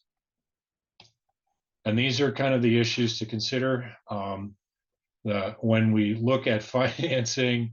One of the things that we encountered in some of the discussions about potential leases is the city charter, and we didn't actually even get to the county charter, but it prohibits the leasing of facilities. So one of the options that's been discussed and presented is, can an authority lease the facilities from the city to take over or assume the obligations to manage and operate them, and retain or keep hold of the debt through the vehicle of the lease?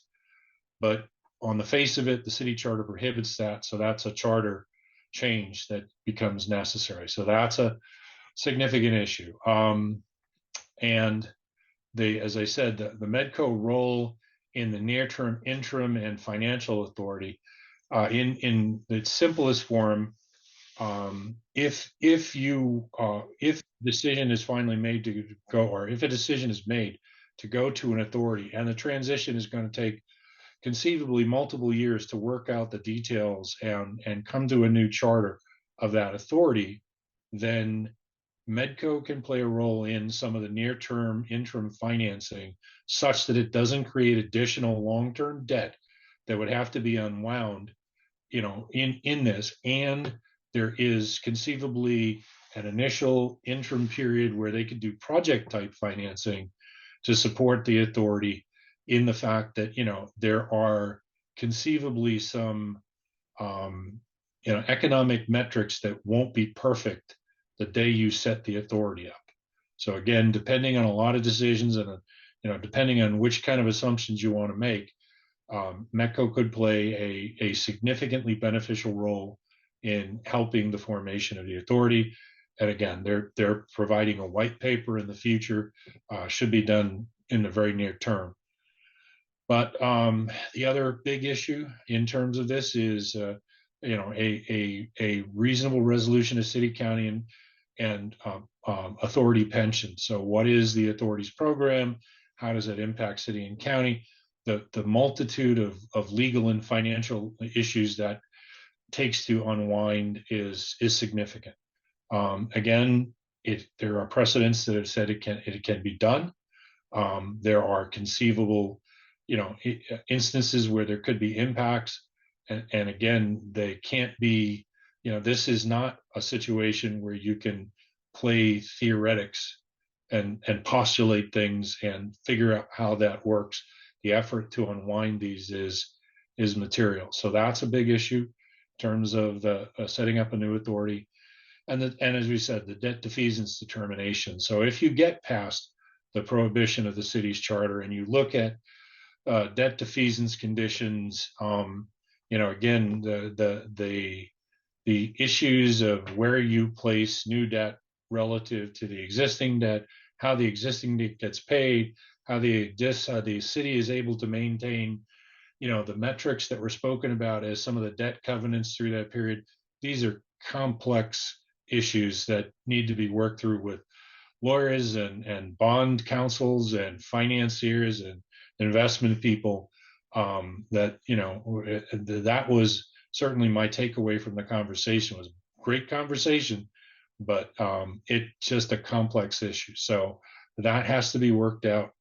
And optimizing debt forgiveness options, again, preserving what capital debt forgiveness options there may be under programs like loans from the state and WIFIA loans, how to make sure they just managed to the optimal ability of the systems to the benefit of the region.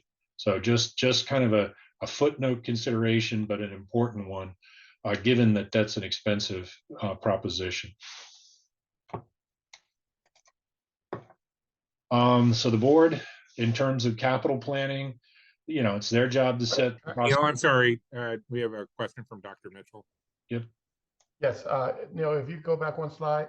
Yep. Just for clarification, for the bullet point 1, develop asset leasing policies and strategies. Baltimore City's charter prohibits leasing of assets. Correct me if I'm wrong, but if the charter is amended it must go to the City of Baltimore voters. Is that correct? I am. Yes, Yeah.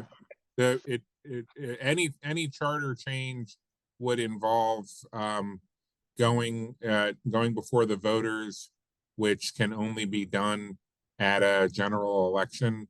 The next one is next November in 24, and then another one 2 years. Thank you for the clarification.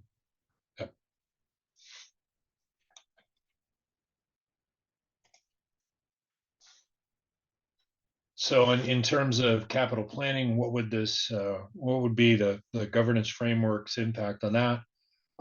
It would need to ensure that there was consultation with local jurisdictions on planning and development.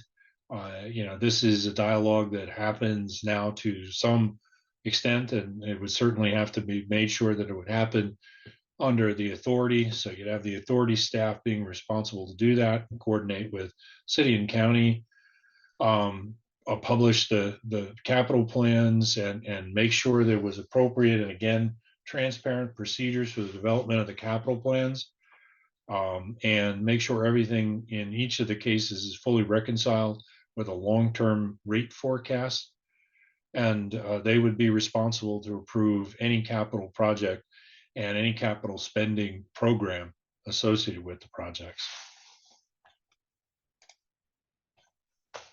Issues to consider into capital planning. You just have to reconcile the current two programs and come up with the kind of consensus program going forward, resolve the consent decree obligations. Would they be merged or how would they be managed? We did reach out, we just didn't connect to get an answer of that. You'd have to reconcile the differences between any of the county contracting procurement procedures, design standards, all of the kind of standards that each of the two respective utilities have. They'd have to be reconciled into whatever the authority program was to be. When you kind of look at this associated with capital planning, one of the pushback or one of the things that we got from talking to the people that had done transitions is you can take the two pieces and put them together. That doesn't necessarily define the whole. So you kind of have to do an assessment of, what else may be necessary. What there were reported issues of conflicting priorities of capital programs or capital priorities. So, if you put them together, somebody's got to rationalize what the priorities are, and that's kind of what falls into the what else program for capital spending would be there. This again is viewed really as a transitional issue. So you'd forecast the capital programs, you kind of do that assessment of what else may be necessary that needs to be carried out, within that 5-year program for the success of the region. And then again, trying to make sure that you were, one of the metrics that often is looked at for authorities is how effective are you at getting grants? How many grant dollars did you get each year? So optimizing the use of grants, loans, and other financing is part of the capital planning program. Capacity expansion is pretty much the same. Your capacity expansion is really embraced within capital programs. So with your indulgence, I'm not going to spend more time going through the same kind of things again, but it would address that in the same fashions. For decision making, that's the processes that are established, the decisions that are ultimately approved by the board, and attaining the executive leadership team to execute their policies and operate the facilities day to day. One of the kind of issues that would come up in actually the final authorization of the board would be any matters that require supermajority vote. So just those things that are so important that there has to be a supermajority to do that. Things like disposing of any assets obviously require usually a supermajority. So that's just kind of an example of one of many things that are on lists like that. Ongoing O&M, again, the board establishes kind of the procedures for the general manager and the leadership team. You know, the leadership team would be consisting of leaderships or people that lead areas of importance organizationally. And one of the, the O&M functions would be there. The issues to consider are things like, putting out a publicly accessible performance dashboards that contains O&M performance indicators that are important, and at least do that updated quarterly, if not more. There would have to be a significant reconciliation between the city and county positions, salary schedules, and benefit. Again, this is a pretty significant issue to go into for the authority, particularly I think since the intent is do no harm and preserve positions. So how that gets done is there's just a lot of HR work and benefit work to kind of make that happen. And again, enacting a program to protect against service disconnections and making sure that there is a pay assistance program for people. So that, as much as not, is still part, at least we're looking at as part of the O&M requirements for the utility. So the key decisions for implementation, turnkey versus wholesale service provider. Do you want a wholesale utility authority or a turnkey authority where every pipe, every piece, every bill is managed within the city and the county by the authority? And again, we kind of come back to uniform rate, which is, this is kind of the definition, consolidated regional cost of service rate, that everybody in a given rate class across the entire service area would be charged exactly the same, or district rate structure where, and the district rate structure that is apparent is the city and the metropolitan region, and the rate designs would be the same, but they would be applied to customers within a district, and that would be based on the fact that the cost of service in the district could be different. So those are the key decisions for implementation of the authority in terms of that. And takes us to D. I don't know where we're going to actually, I think this is a good pausing point. It'll give you guys a chance to scroll ahead past D to C. We're going to take a 5-minute recess and give task force members and anybody watching at home the chance to stand up. Like, I don't know if yours has, but my iWatch has been telling me to stand up for over half an hour now, and I've been choosing to ignore it.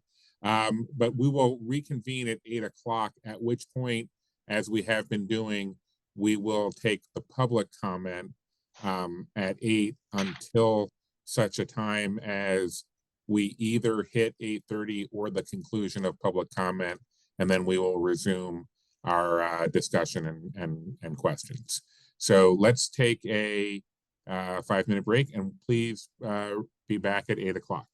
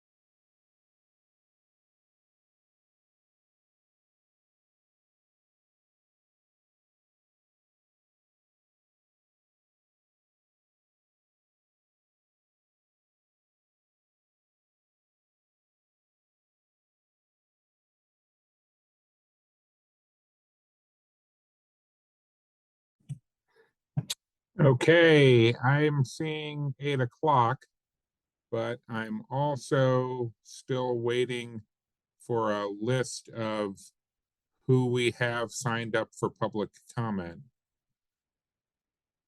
Mr. Chair, thus far, I see 2 hands raised on the public comment. Okay. The first is Jorge Aguilar. There are now Okay. 3 hands raised. Well, here's the thing. I can only see panelists, Oh, so okay. I can't I can see send you them the list.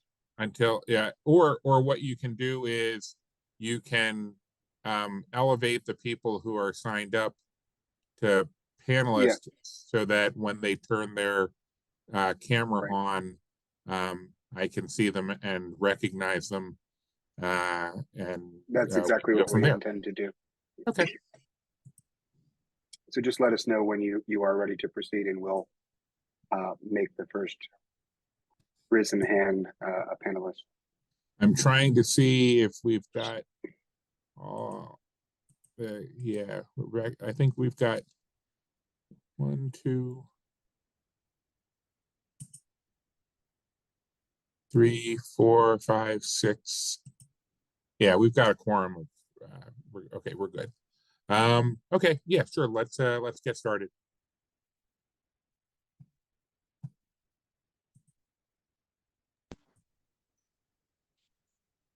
And Okay, I are we should starting mention that, with, oh, go ahead, Brian. yeah, the first hand was Jorge Aguilar. And there, just for everyone's awareness, there's a small delay during the promotion process from attendee to panelist. So just stand by for that. Your screen will kind of let you back into the meeting then.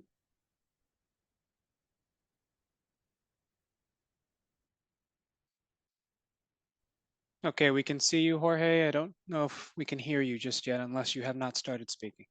Hello there. Yes. Yep, you're good to go. You can hear me. Great, great. Thank you.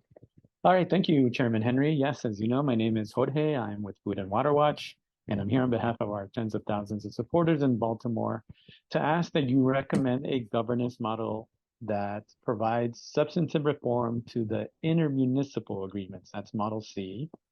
As you're aware, we've argued since the inception of the task force that a predetermined outcome was decided for the task force before it began. And it's been really clear that the consultants are directing this task force to choose the regional authority model as the top choice, even though the same basic questions remain largely unanswered. We still don't have solid legal certitude or even the final economic impact assessment that includes an equity assessment. So we really don't believe the rubric presented by WSP, the consultants, is based on a comprehensive analysis. And frankly, it was quite befuddling to sit through it, given the case where its conclusions were not really shown tonight or really ever through these task force meetings. But really, WSP is asking you to believe that the regional authority Model E has a plus rating almost across the board, though they've never made a compelling case. For instance, there's not good evidence to know the vacancy rate loss with the models or turnover in the workforce. And then they also sort of pointedly insinuate that while the cost advocates like Food and Water Watch have estimated, which are based on the consultant figures and the examples they chose to study, like Detroit and Tampa, they sort of suggest or insinuate that they should be dismissed as a big if that's going to be easily handled, but still not clear how the potential $1.7 to $2 billion in transaction costs will be avoided. And it's not just debt obligations. There's the pension, leasing, and other transaction costs that would be passed on to Baltimore families. And that is just not morally acceptable to put the majority of this burden on Baltimore residents. And at no point has a task force discussed how the city of Baltimore will be made whole for the loss of its largest asset. Finally, right, based on the consultant's notes, a regional authority will require overturning Baltimore City's water privatization ban via charter amendment, which really discredits any promises made to not recommend privatization. And that's just really, that's kind of a come on moment. And even Chairman Henry's questions for clarity on the lease agreement, which he asked last meeting about moving the assets of the books, remains unanswered, like a lot of questions. So we remain hopeful that the task force members will direct the consultants to write a report, because we'll be really in trouble if these consultants get to a blank check on this report. But yes, we're hopeful that the task force will demand that the report documents the very flawed process and gigantic holes in what was intended as a well-meaning effort to improve our system. Our hope is that members will do everything possible to rework the intermunicipal agreements to find the right balance for decisions about the system that will ensure the prevention of massive water bill hikes, water shutoffs, privatization of the system that includes operations and management. Hey, Jorge, I've given you a lot of extra time so far. The So last two lines, loss of Okay. potentially thousands of unionized positions within city and county government, and loss of public accountability. So I urge you to act in good conscience and reject a recommendation for regional authority. And I appreciate the time, Chairman Henry. Thank you. Thank you very much. Okay, and Brian, who do we have next? It's Mr. Wheaton. Okay.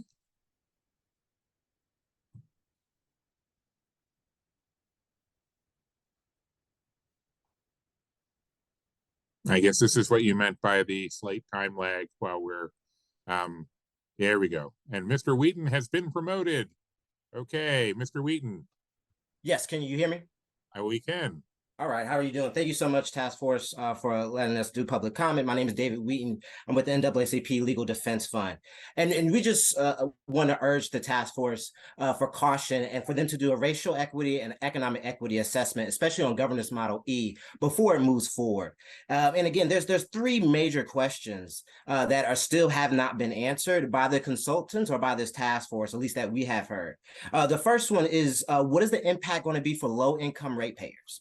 Again, we do know from history in Detroit and Birmingham, two majority Black cities, that rates skyrocketed after regionalization. We also know from academic research that authorities actually charge more than municipalities. So it was very interesting to see that WSP had put for rate stabilization a plus for regionalization, when both the research and history show that rates actually rise after regionalization. So it was very interesting to see that. The second big question is the loss of asset on the books for the city of Baltimore. I know at the last talk in the last meeting, there was talk that Baltimore wouldn't lose its asset, but we really want to delve into that question because, again, going back and looking at history, we saw that Detroit, they leased out both their treatment plants and their regional pipes. Those amounted to hundreds of millions of dollars coming off of their books.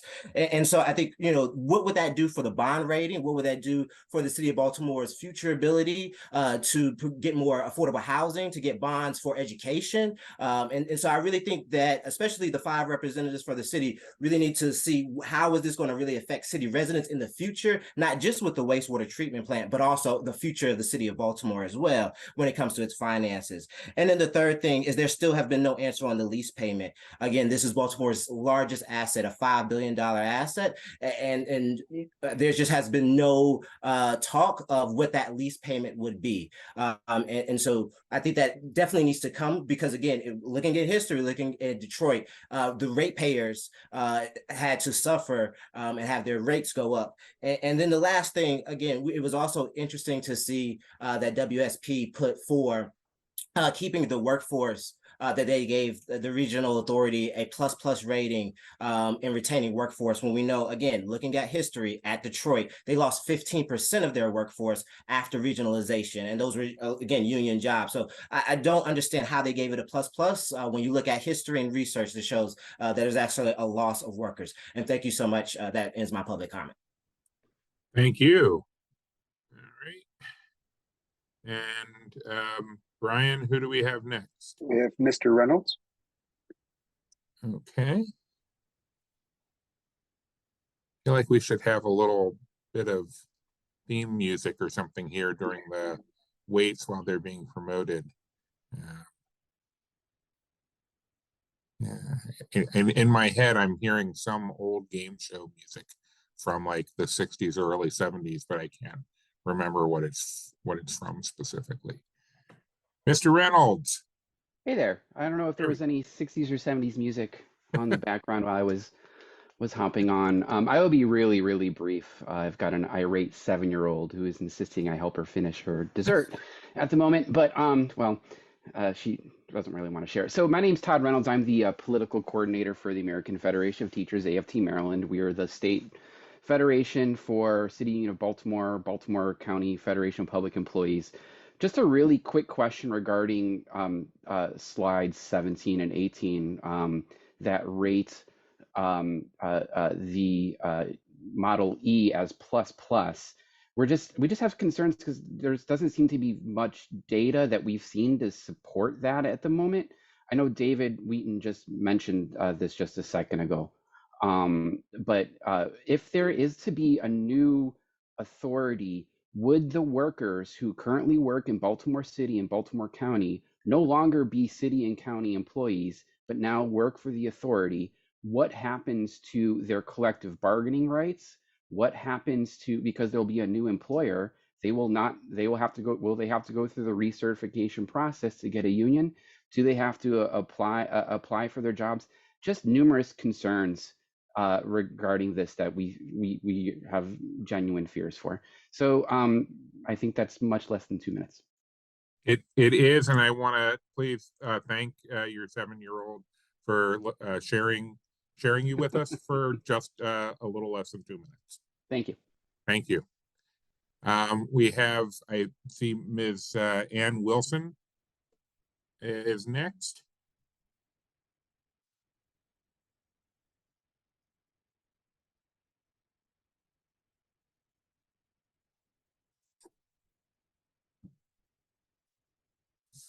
Hello, can you hear me? We can. Ms. Wilson, go right ahead. Sure. My name is Ann Wilson. I live in the city of Baltimore, and I am still learning about this process, but I already am hearing some things that are giving me some concern, and that is that I keep on hearing about various ways that impacted ratepayers and residents and retail customers would have their voice heard, would have plenty of opportunity to have input and so on. And I'm not interested in that level of, granting people the right to participate in the conversation.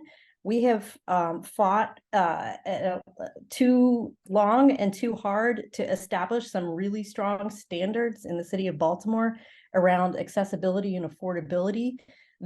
To give that up for just, oh, you'll have a voice in the conversation. And I'm especially concerned about my low-income neighbors and the way that they are now protected in the city of Baltimore, and it just sounds like that is not necessarily being considered as sort of the way things would move forward under an authority. And yeah, I'm very concerned that parts of the water system could possibly be privatized. I think the changes to the charter were made for a reason, and not interested in really seeing that change without a really, really strong reason.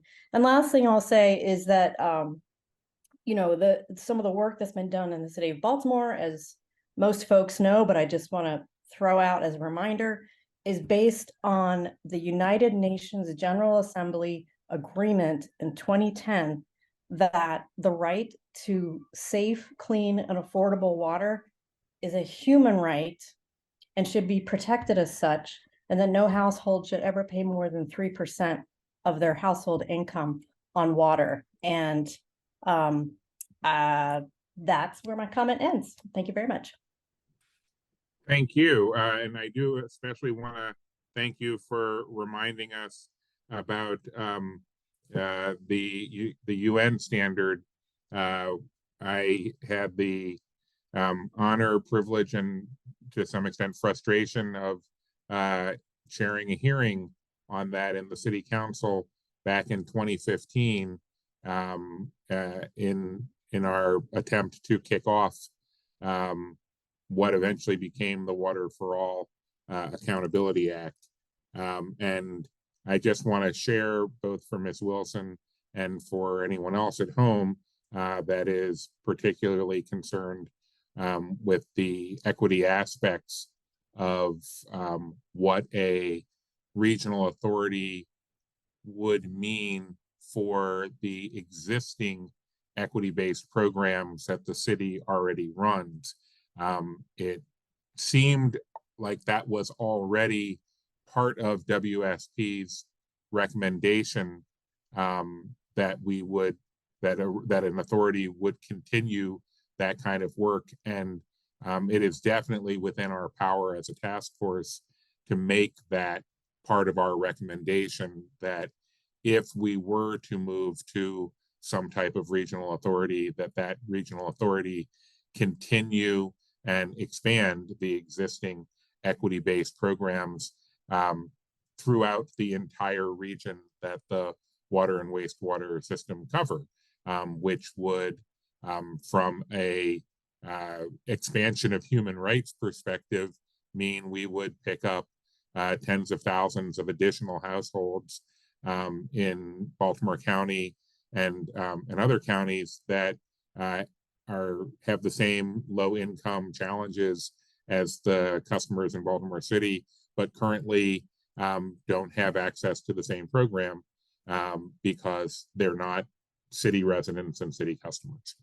But I'm seeing here that that is the end of the list of people who have their hands raised for public comment. So we're going to resume our discussion and go back to, Neil, is this back to you again? I assume we're picking up on, I scrolled back to look at 17. Slide 56. 56. All right. Stand by. We're back at the governance structures framework for Model C intermunicipal agreement. Take it away. More. Yeah, the starting point for Model C is to be a little bit more explicit, or try to be a little bit more explicit in terms of what it is first, and how it would be modified, or what recommendations there would be to be modified. So the city and the city DPW and the county DPW would make their policy decisions independently, and strategic decisions with their respective jurisdictions. So essentially that stays the same. We would look at what modifications are feasible to improve things within the intermunicipal agreement, and look at systemic issues related to HR and management, and they would have to be handled independently by each respective group. So those are things that stay in that framework. Recommended changes, we've discussed the elevating leadership positions again. The market for talented leadership in water and sewer is very competitive. So you have the ability to look at elevating the leadership positions from a bureau to a city department. The issue would mean you'd have to reallocate administrative support services within that, or to that group. The mandated processes and procedures, again, making sure that there were audited enterprise fund financials and that they track to the budget. Mandatory consultations with the jurisdictions. So this would be mandatory consultations between the city and county on capital planning and timing. So there'd be procedures that would be not optional to participate in. And again, kind of the same, having a transparent and identified process for looking at 5 and 10-year capital plans that are approved, reconciling them with annual budgets and long-term rate forecasts. And in this particular case, we're still saying that you could have a rate setting board. The city could have a rate setting board to look at rate setting and to solicit greater community involvement in terms of rate setting. And again, the real thrust is to use a defined, open, transparent, and collaborative process. So that's the underscoring that. That's a mechanic of that, but it could be done by the city with a very defined, open, transparent, and collaborative review process. The next are what the city and county DPWs should look at individually.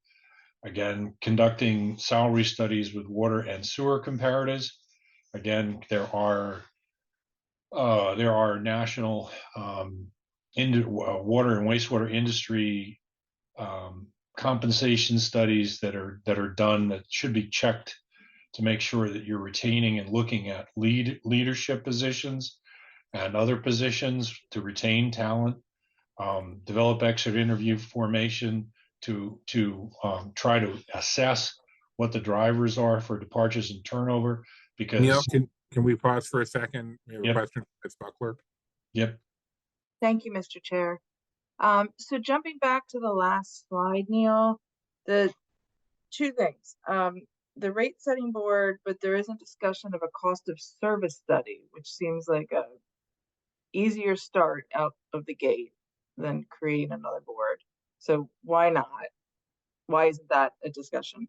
And then on the bureau to a city department, is that coming from some study of other places where that has changed things? Is that coming because that's been an ask of the city in conversations you've had to prep for this? I just want to understand a little bit more about what that does. Well, I know Ms. Powell raised that issue very specifically at a previous meeting, as if it had been something that had long been discussed internally at the city. So Neil, was it more than that? Well, I think it was in principal part based upon that as a concept, but the notion is that, again, in terms of accountability and responsibility, a department director has a different status and position than a bureau director within the DPW. And again, it also, it does impact the positional salaries that are possible and provide an opportunity to attract leadership. It also had the greater latitude to focus resources on the issues that are necessary to be addressed by the water and sewer services. So, all of the respective things within the DPW, to whatever extent they are, they are sharing a multitude of resources. So this would alter that dynamic. So, when it's been done, there is certainly been successes for elevating bureaus to department level positions. So it was put out there as a potential to kind of cement the leadership and execution within the city.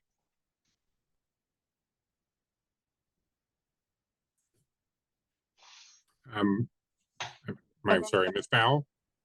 Well, just real quick, there was a second part to that question, is cost of service study versus rate setting board, and why aren't you recommending that? Well, I'm not sure we're not. It's just probably not here. If we have pretty much recommended mandatory things like cost of service studies in support of rate forecasts across the board.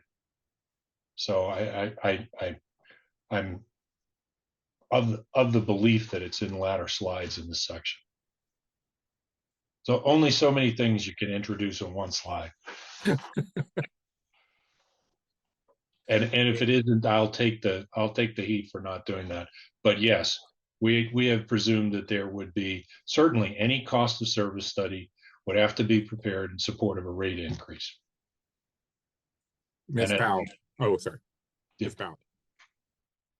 Yes, thank you, Mr. Chair. I did raise this as an option in the last meeting. I think it's aligned with some of the examples that we were given, but had not been shown as a structure, and specifically Philadelphia, which has been mentioned, City of Atlanta, and New York DEP, which are standalone departments within the municipality. So just for consistency with what we were comparing.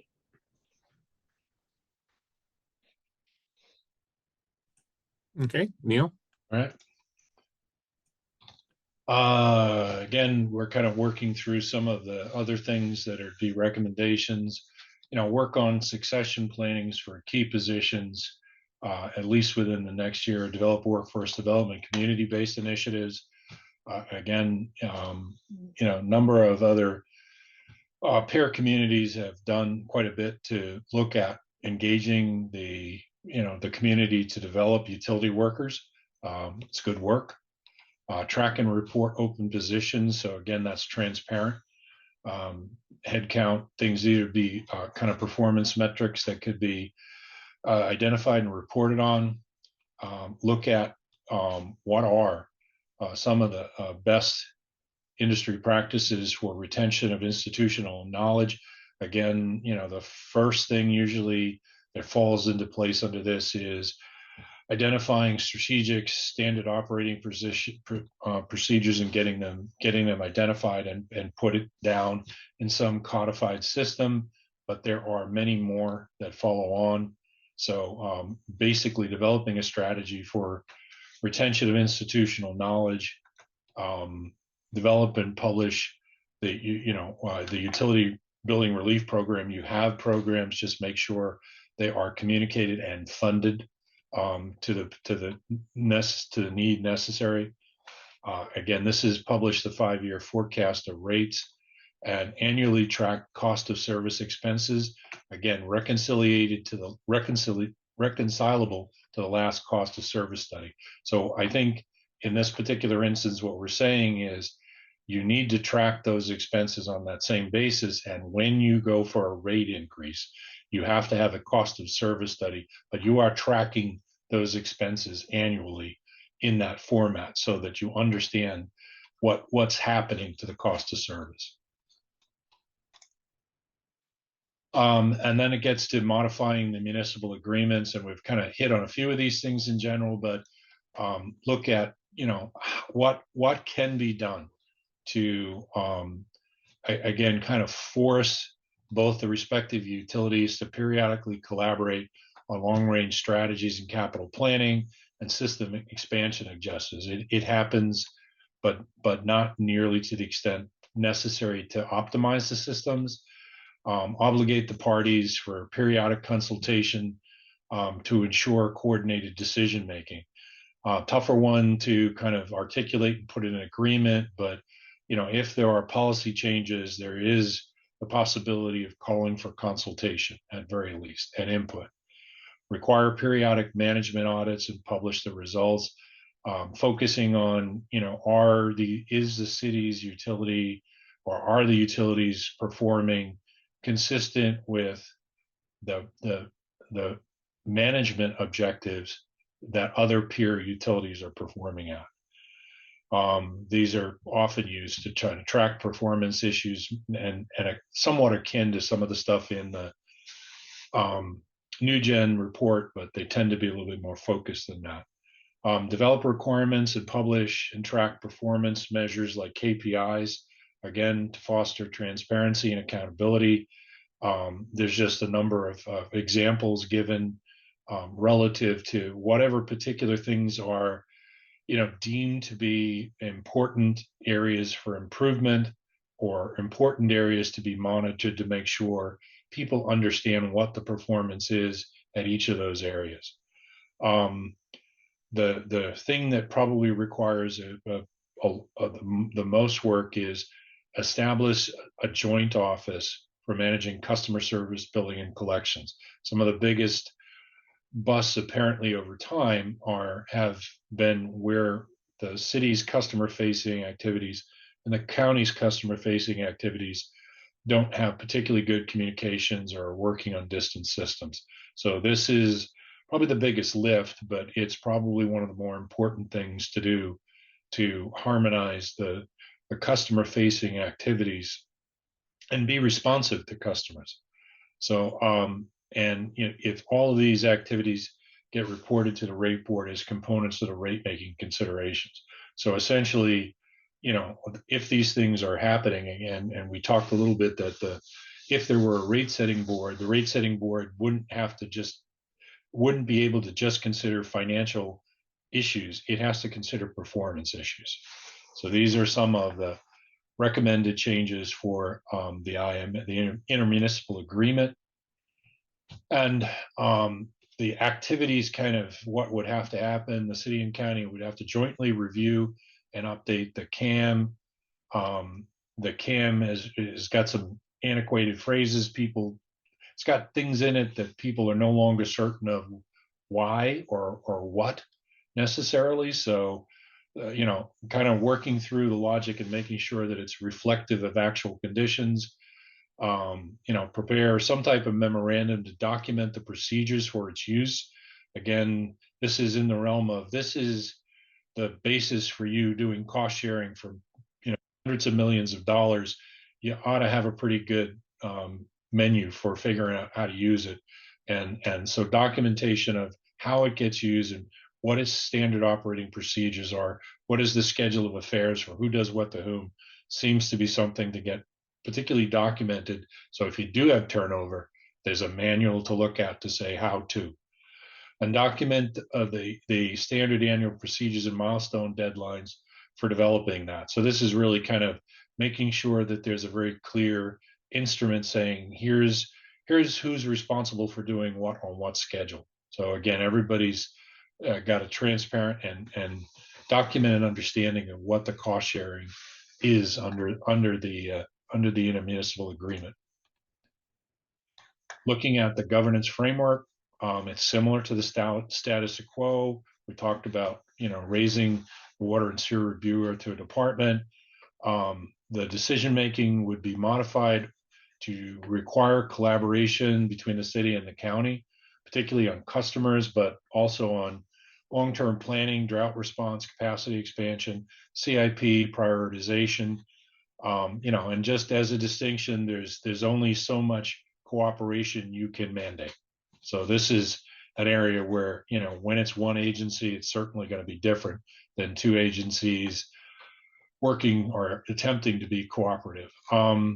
Governance, potential for modification, requiring, again, periodic management audits and track performance against strategic selected KPIs. The financing really is primarily the same. The city would finance its respective portion of the capital costs, and the county would finance its portion and contribute that in the same fashion that it is now. So basically, this is unmodified in principle. Capital planning, again, the modifications is really dependent on how you modify the interlocal agreement to require joint management or engagement in the long-term and planning issues that are of critical importance to the two respective parties. And I don't mean this list to be D-list in its entirety. There could be things that could be added to it, but this is just meant to pick out from the New Gen report and others what are important. Having a unified drought response seems like a pretty important thing to have agreement on, knowing who's doing what to whom and when. Future system capacity is pretty much the same as capital. It's based on modifying the intermunicipal agreement to boost collaboration and coordination. It's the same kind of potential for modifications as in capital planning. Decision making, really, it's pretty much the same as the status quo. And again, where it can be approved is what can be done to ensure that there is enhanced collaboration between the city and the county counterparts in terms of all of the planning aspects.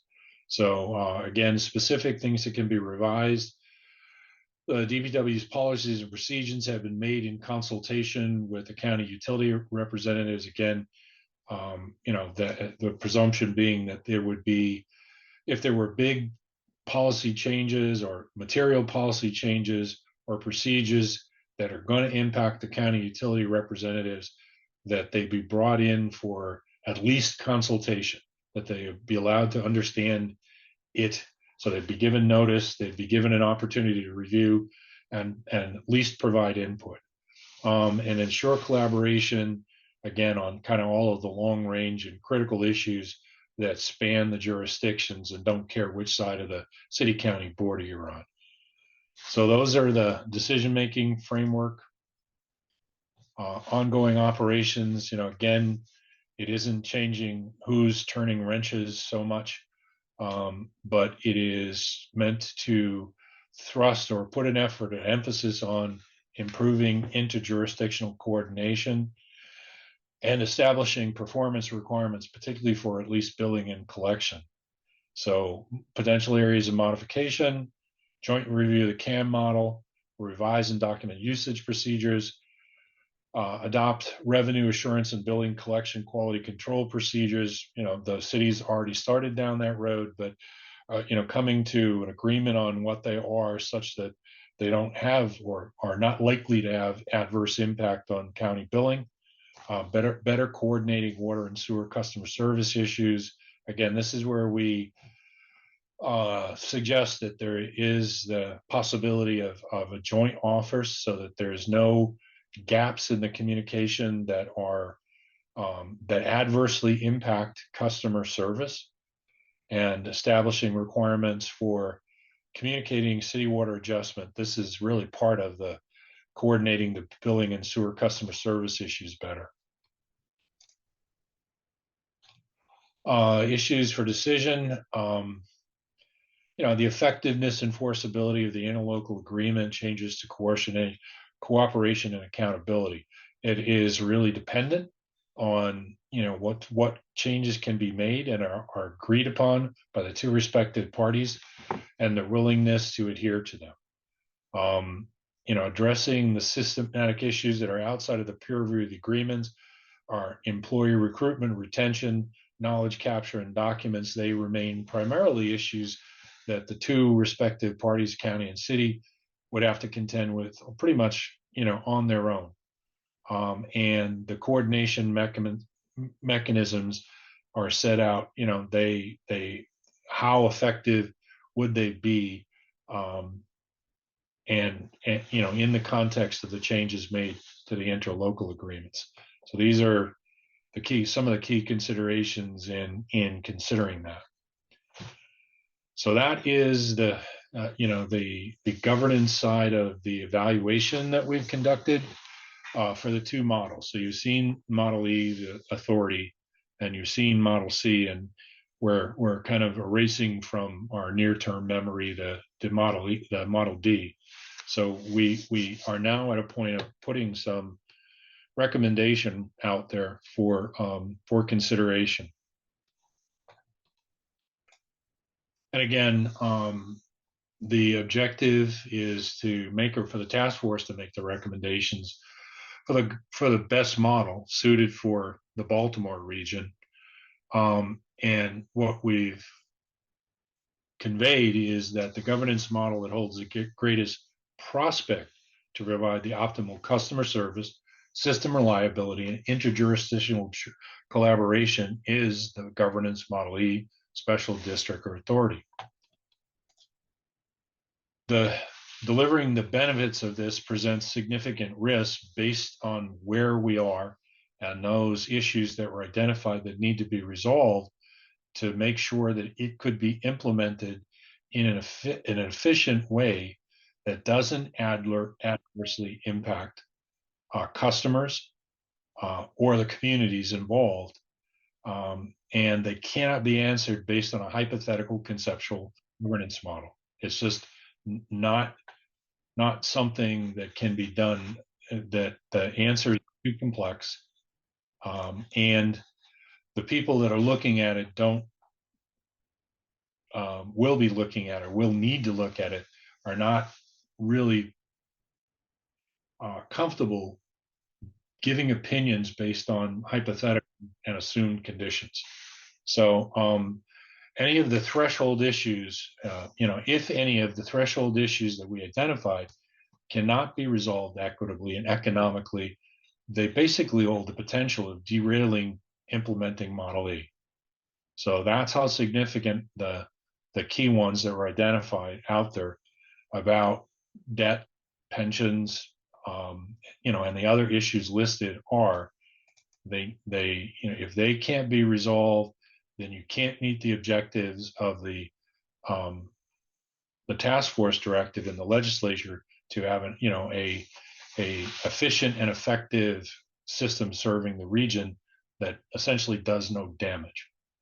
So these are the these again are kind of the big threshold issues: final debt defeasance, resolution of transition from the city county to authority pensions, certainly working through the charter issues, and and looking at, in fact, is the rate setting board feasible or desired to be implemented? Neil, I'm going to actually go back to the threshold issues. It occurs to me that looking at this list of issues that, and I don't mean this as a criticism, but that we've known for a while in several of these cases would be critical issues and that would need to be addressed. It occurs to me that one of the issues that was raised very early on that we have not focused on a whole lot because we initially we were not able to provide an equity study of the concept of doing an authority. We did not have the time or resources to do that as part of the task force's work prior to making a recommendation. But it occurs to me that an equity study could be added to this list of threshold issues, because there would be time going forward during any type of substantial transition period. There would be time to conduct the equity study that advocates have asked for, to look at other authorities around the country and address that issue very specifically. Would there be any difficulty in recognizing that on this list of threshold issues? No, I don't think there would be at all. And I mean, I don't know that we've called out in that level of detail to do an equity study, but I think we've been pretty clear that we think that's an important component of the answer. So adding it to this list is a very good thing to do. Yeah, and that was exactly our thought in slide 8, where we had the work groups around affordability and equity identified. So that's totally germane to what those work groups might be working on during that time. Okay.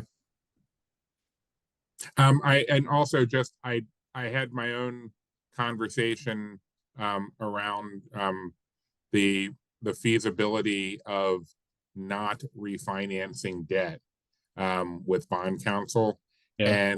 And what I got back strongly stressed was if WSP can identify anywhere where debt was not refinanced, it would be very helpful in constructing how we could not do it here. Because otherwise it feels very circular. Lawyers want to know what your authority looks like to determine whether or not you would have to refinance the debt, where the question I'm trying to ask them to answer is, how would the authority need to be designed so that we don't have to refinance the debt? And the answer to that keeps being, well, we could try to figure that out, and which would be a lot of work. Or if it's been done anywhere else, you could show us that and we could do it faster and easier. So that's what I'm hoping we can assist them with. Yeah, and I mean, in fact, we did have conversations and we did provide them with some of the information relative to what Great Lakes Water Authority did. I don't Yeah, know. I'm thinking there, maybe we could find another example besides, like, Yeah. everybody has their own issues with Detroit on one side or the other.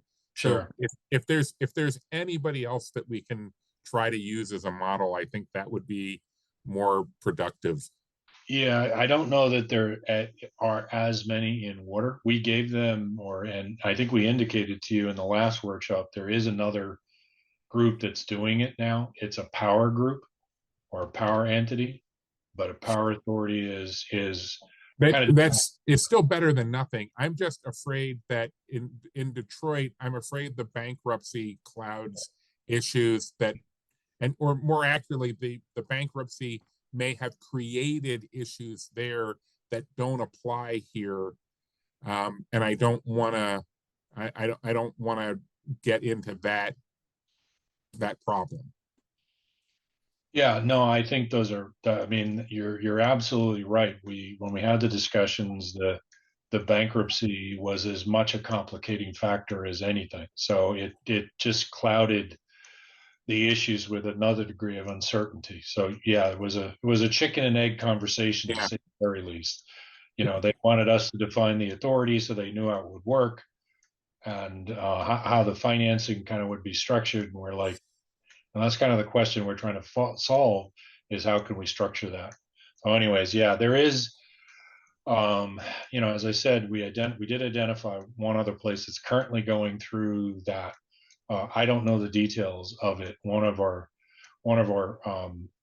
entities on our team, the investment banking group, provided us that. So, you know, I'm sure we could find out information to the extent that it's publicly available or available otherwise. So we can do that. But again, you heard the message. It's not a simple something you're going to do in the next week or next.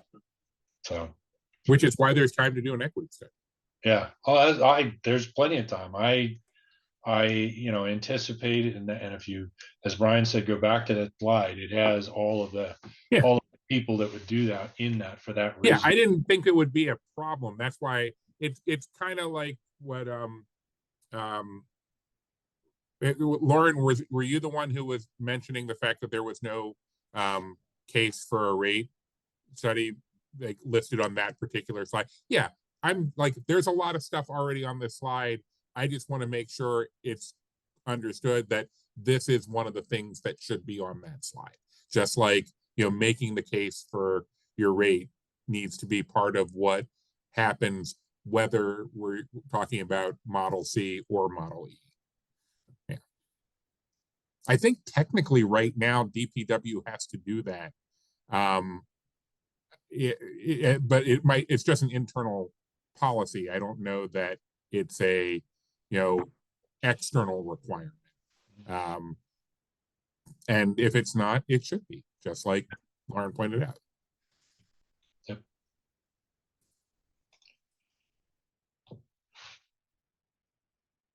Again, just kind of working through that.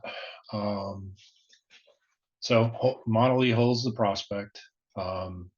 If it can be found suitable in economics and the community impacts can prove out to be not acceptable.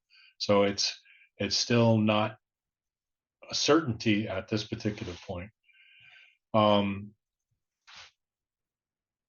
you know, we wanted to make sure that we give due where it was due, that all of our efforts have resulted in observations that the city DPW and certainly the relationship with the county has changed since the 2021 wastewater services study, and that there were, you know, while there were still areas for improvement, things are better and working better, and that the task force evaluation efforts, you know, have identified where there are changes to the intermunicipal agreement that can improve customer service, system reliability, and interjurisdictional collaboration with lower transitional risks and costs. So I think all along it's been noted that, you know, this is any changes to the Model C, which is based from the current case, is going to be the least extensive or difficult to transition into. So what we recommended is that its preference be Model E, but that the city and county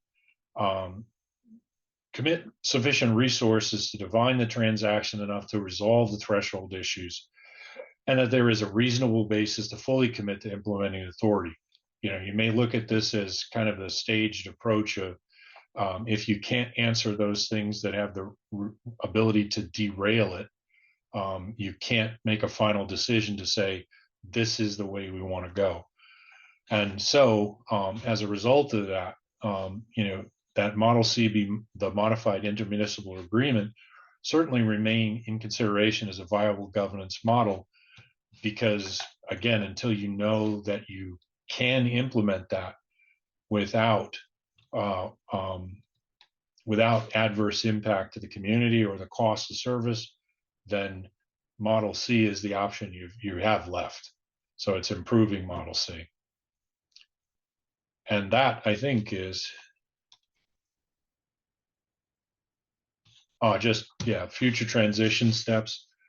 Again, this is kind of the, what, based on how people have proceeded and what usually is involved, it involves the city county members, the representatives of the executive, since you're dealing with some pretty significant issues. We've said that you can maximize the city and county members, but you may need a lot of support, or you may need support from legal, financial, salary, benefits, benchmarking, investment banking, and looking at benchmarking best practices and procure that support. And particularly with the Model E, you got to resolve the threshold issues. It's just, without resolving them to make sure that the benefits that are possible can be arrived at without adverse economic and community impacts, is just kind of an imperative. So again, it's just, we're back to the transition, identify what are the internal and boundary issues with the work groups, and then ultimately work to create the charter for the new authority. And so this would be, a whole litany of things, including some ordinances, most likely. And for Model C, identify the contracts that need to be executed and amended. So the intermunicipal agreements start there. You have work groups around modifying the pieces of it that we've talked about to improve interjurisdictional cooperation, get advice and consent, or at least advice on policy change making that affects the both jurisdictions. And next steps in terms of procedurally, where the task force is at, or where we are at in support of you, would be take your direction from this meeting, prepare the draft report. The public it'll be posted to the public for public comment. There will be a meeting 6 at January 25th for a final approval. So the task force would take a final action. And there would be a recommendation from that as required under the bill in January. And after that, and presuming there is a, whatever steps or decisions are made by the mayor, the county executive, the governor, and the General Assembly, the transition occurs sometimes after that, or it would begin. And with that, I believe we're at the point of any further discussion from the task force. Well, the first question I want to ask is, do you still want us to take up the issue tonight of narrowing down the different directions that E can go, of turnkey versus wholesale? And then if you wanted to refine turnkey even further, between a uniform rate and a district rate, do we need to do that tonight, or is that just, these are sub options that can go into your draft report? And so that could be part of both the larger discussion that happens on the evening of January 25th, where we do some refining before we do a final vote. I'll note in passing that the advantage of that is it lets, by including the options in the draft report, it lets the public have an extra month plus to chime in on those sub options before the task force, makes those further refinements. But I would love to I'd love to hear both, whether anybody on the task force feels strongly about this issue, before we ask WSP if they can incorporate that into the draft report that they're going to be producing over the next 4 weeks. I mean, I guess technically, 4 weeks. It's about 4 weeks. Yep. Yeah. And if somebody has raised their hand, they didn't turn their camera on also, so I can't see them. But in the absence of, oh, Patrick. Yeah, I just, I know I just want to go back to one thing. I mean, I recall at the beginning of this entire process, there was, and correct me if I'm wrong, I thought there was a commitment, especially as it concerns the city of Baltimore, not to privatize the water works in the city of Baltimore. And what I'm hearing here is, if we are to go down the avenue of option E, we are going to privatize the waterworks in Baltimore. Where we are going to lease it out to a different entity. And, I thought that was rather clear at the beginning of this process, but I think that's a vocabulary mistaken. thing. As the person who made the statement, it was specifically, we would not recommend leasing it out to a for-profit entity that, traditionally speaking, a quasi-governmental entity running something is not considered to be privatization.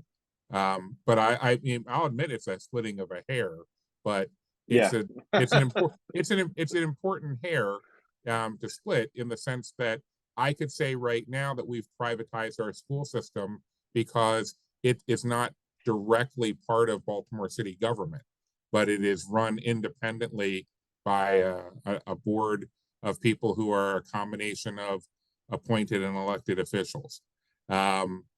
So I mean, I don't think anybody thinks that the Baltimore city school system has been privatized through its quasi-governmental structure as a result of the arrangement with the state legislature back in the 90s.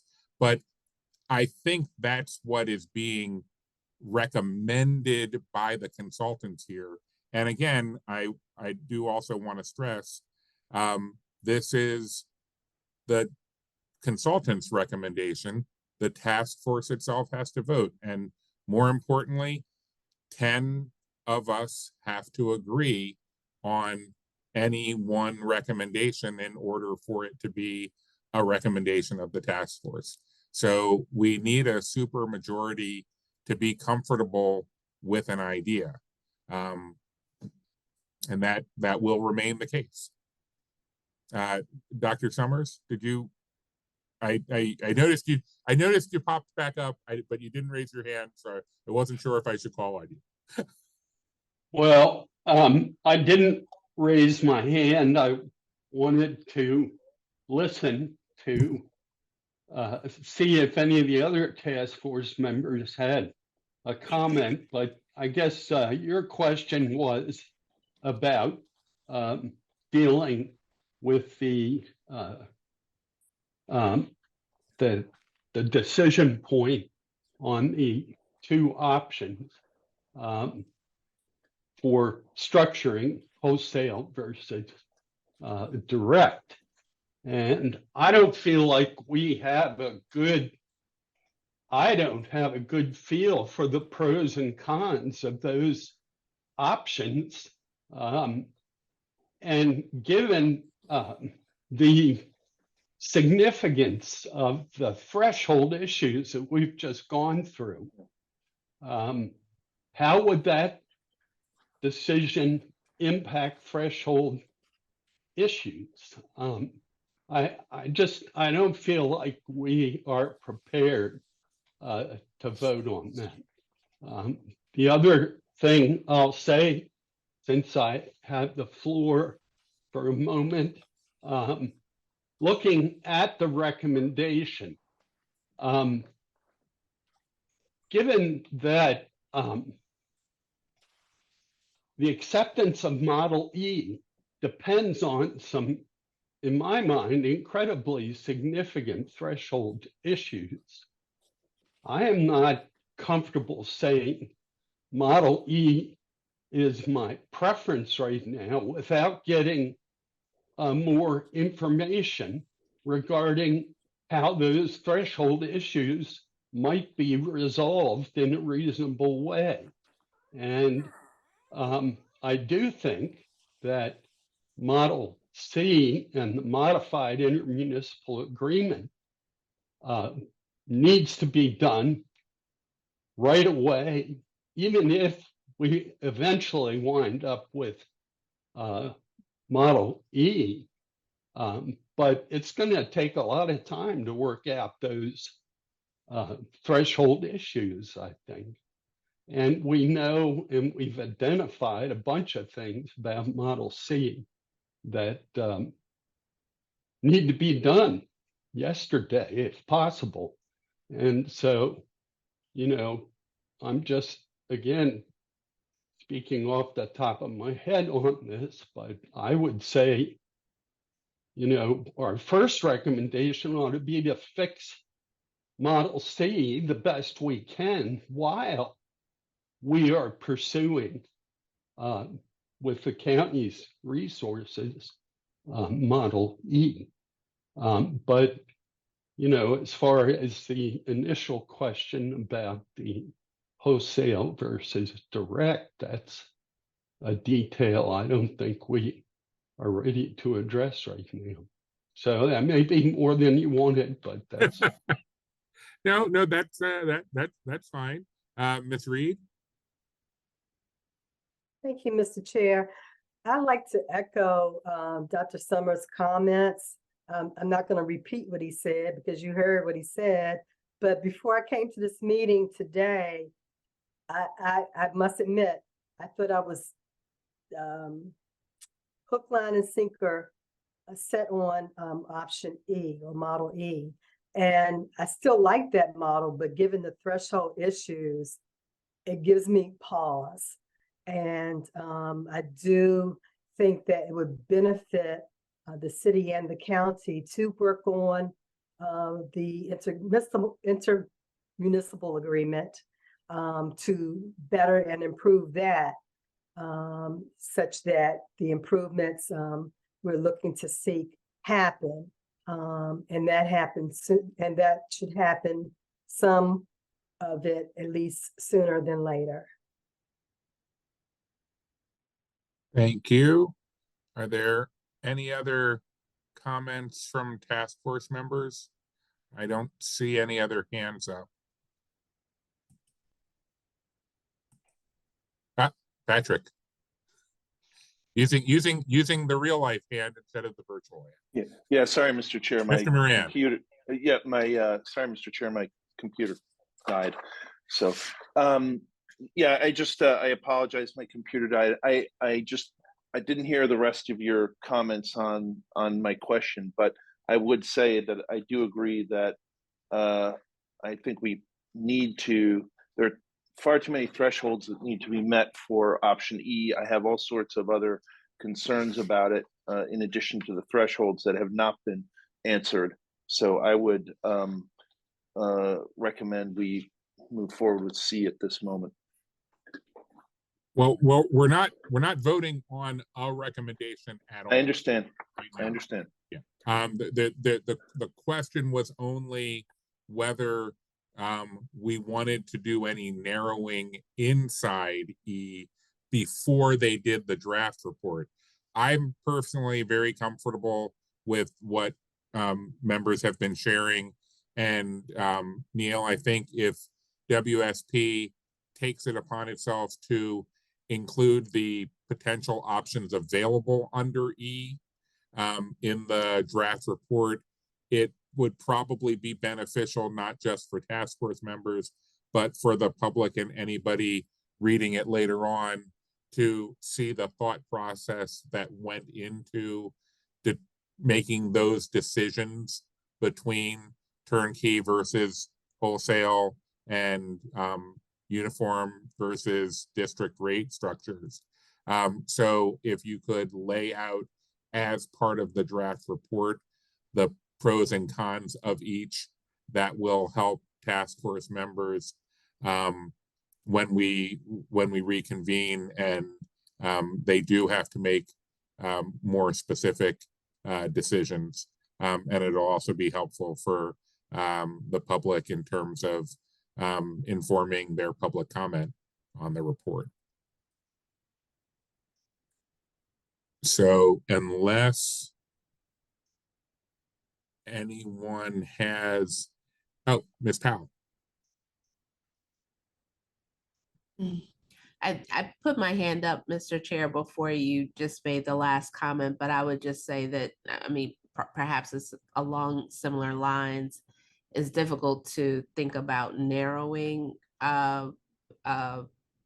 Model E when we were really only presented one approach in terms of the structure. So hopefully that will be in the report for further review with the analysis on both of those or the different approaches, just to have the information available to make an informed decision.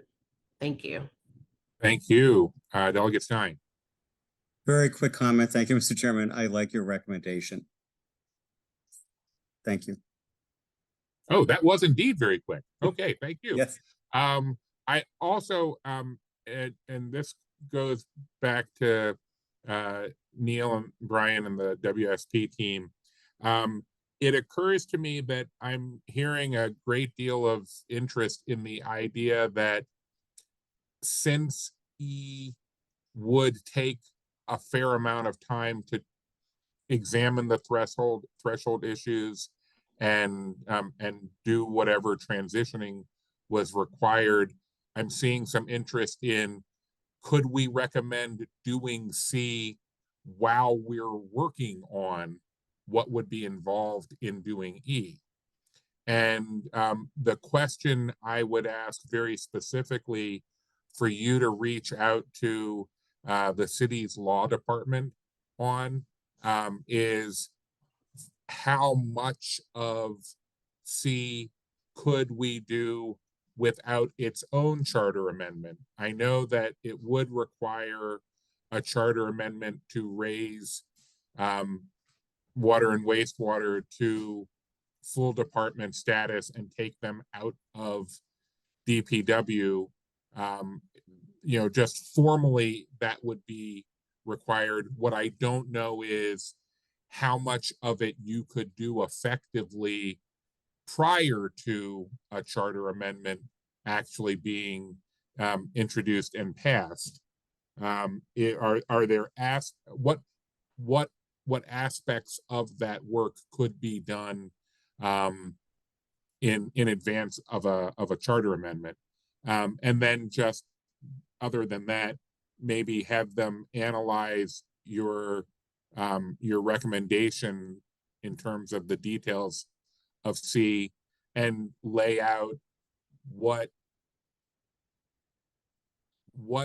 of that would require a charter change, what of it would require legislative action by the city council, and what could be done relatively directly and, shall we say, unilaterally, just by executive decree? That could the mayor just say, we'll do this, we'll do this, we'll do this, we'll do this. And for purposes of conversation, we'll say anything that goes to the BOE falls into that third category. Is that something that WSP can work with the law department on integrating into the draft report? Yeah, I don't see why not. I mean, it just, if I can paraphrase what you're asking for, just to see if I grasped it, it's to look at, you know, the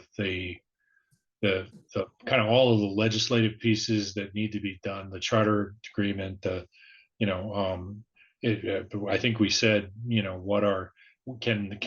you know, do you want to consider the rate board and is that done by ordinance or whatever, but listing out those options and understand what can be done now. The only side of it that I don't think that necessarily addresses, have to talk to the county. They're the counterpart that has to agree. Yeah.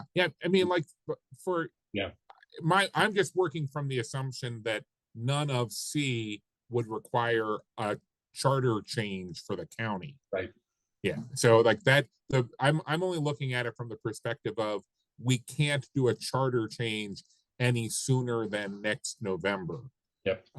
So I know that there seemed to be a great deal of interest in, you've laid out some stuff in your recommendations for C that sound like things we should do. And why don't we just do them, regardless of whether we're moving forward with something else or not? Why wouldn't we do these things? And so it would be helpful to know what we could do quickly and what we would have to take more time for. Yep. With that, I'm inclined to say we should move on to the final slide where we talk about when the 6th meeting will be. And we thank everybody for their participation tonight and their willingness to be here. For those of you who stick with this channel, it will not convert directly to the Ravens game. You will have to go find that separately on some other platform. But we will reconvene as this task force on Thursday, January 25th at 6 p.m. And before that, well before that, we will be receiving as a task force a copy of the draft report in mid-December, and that will also be publicly posted so that everyone can review it and make comments. Thank you all so much for participating. Have a wonderful evening. Thank you.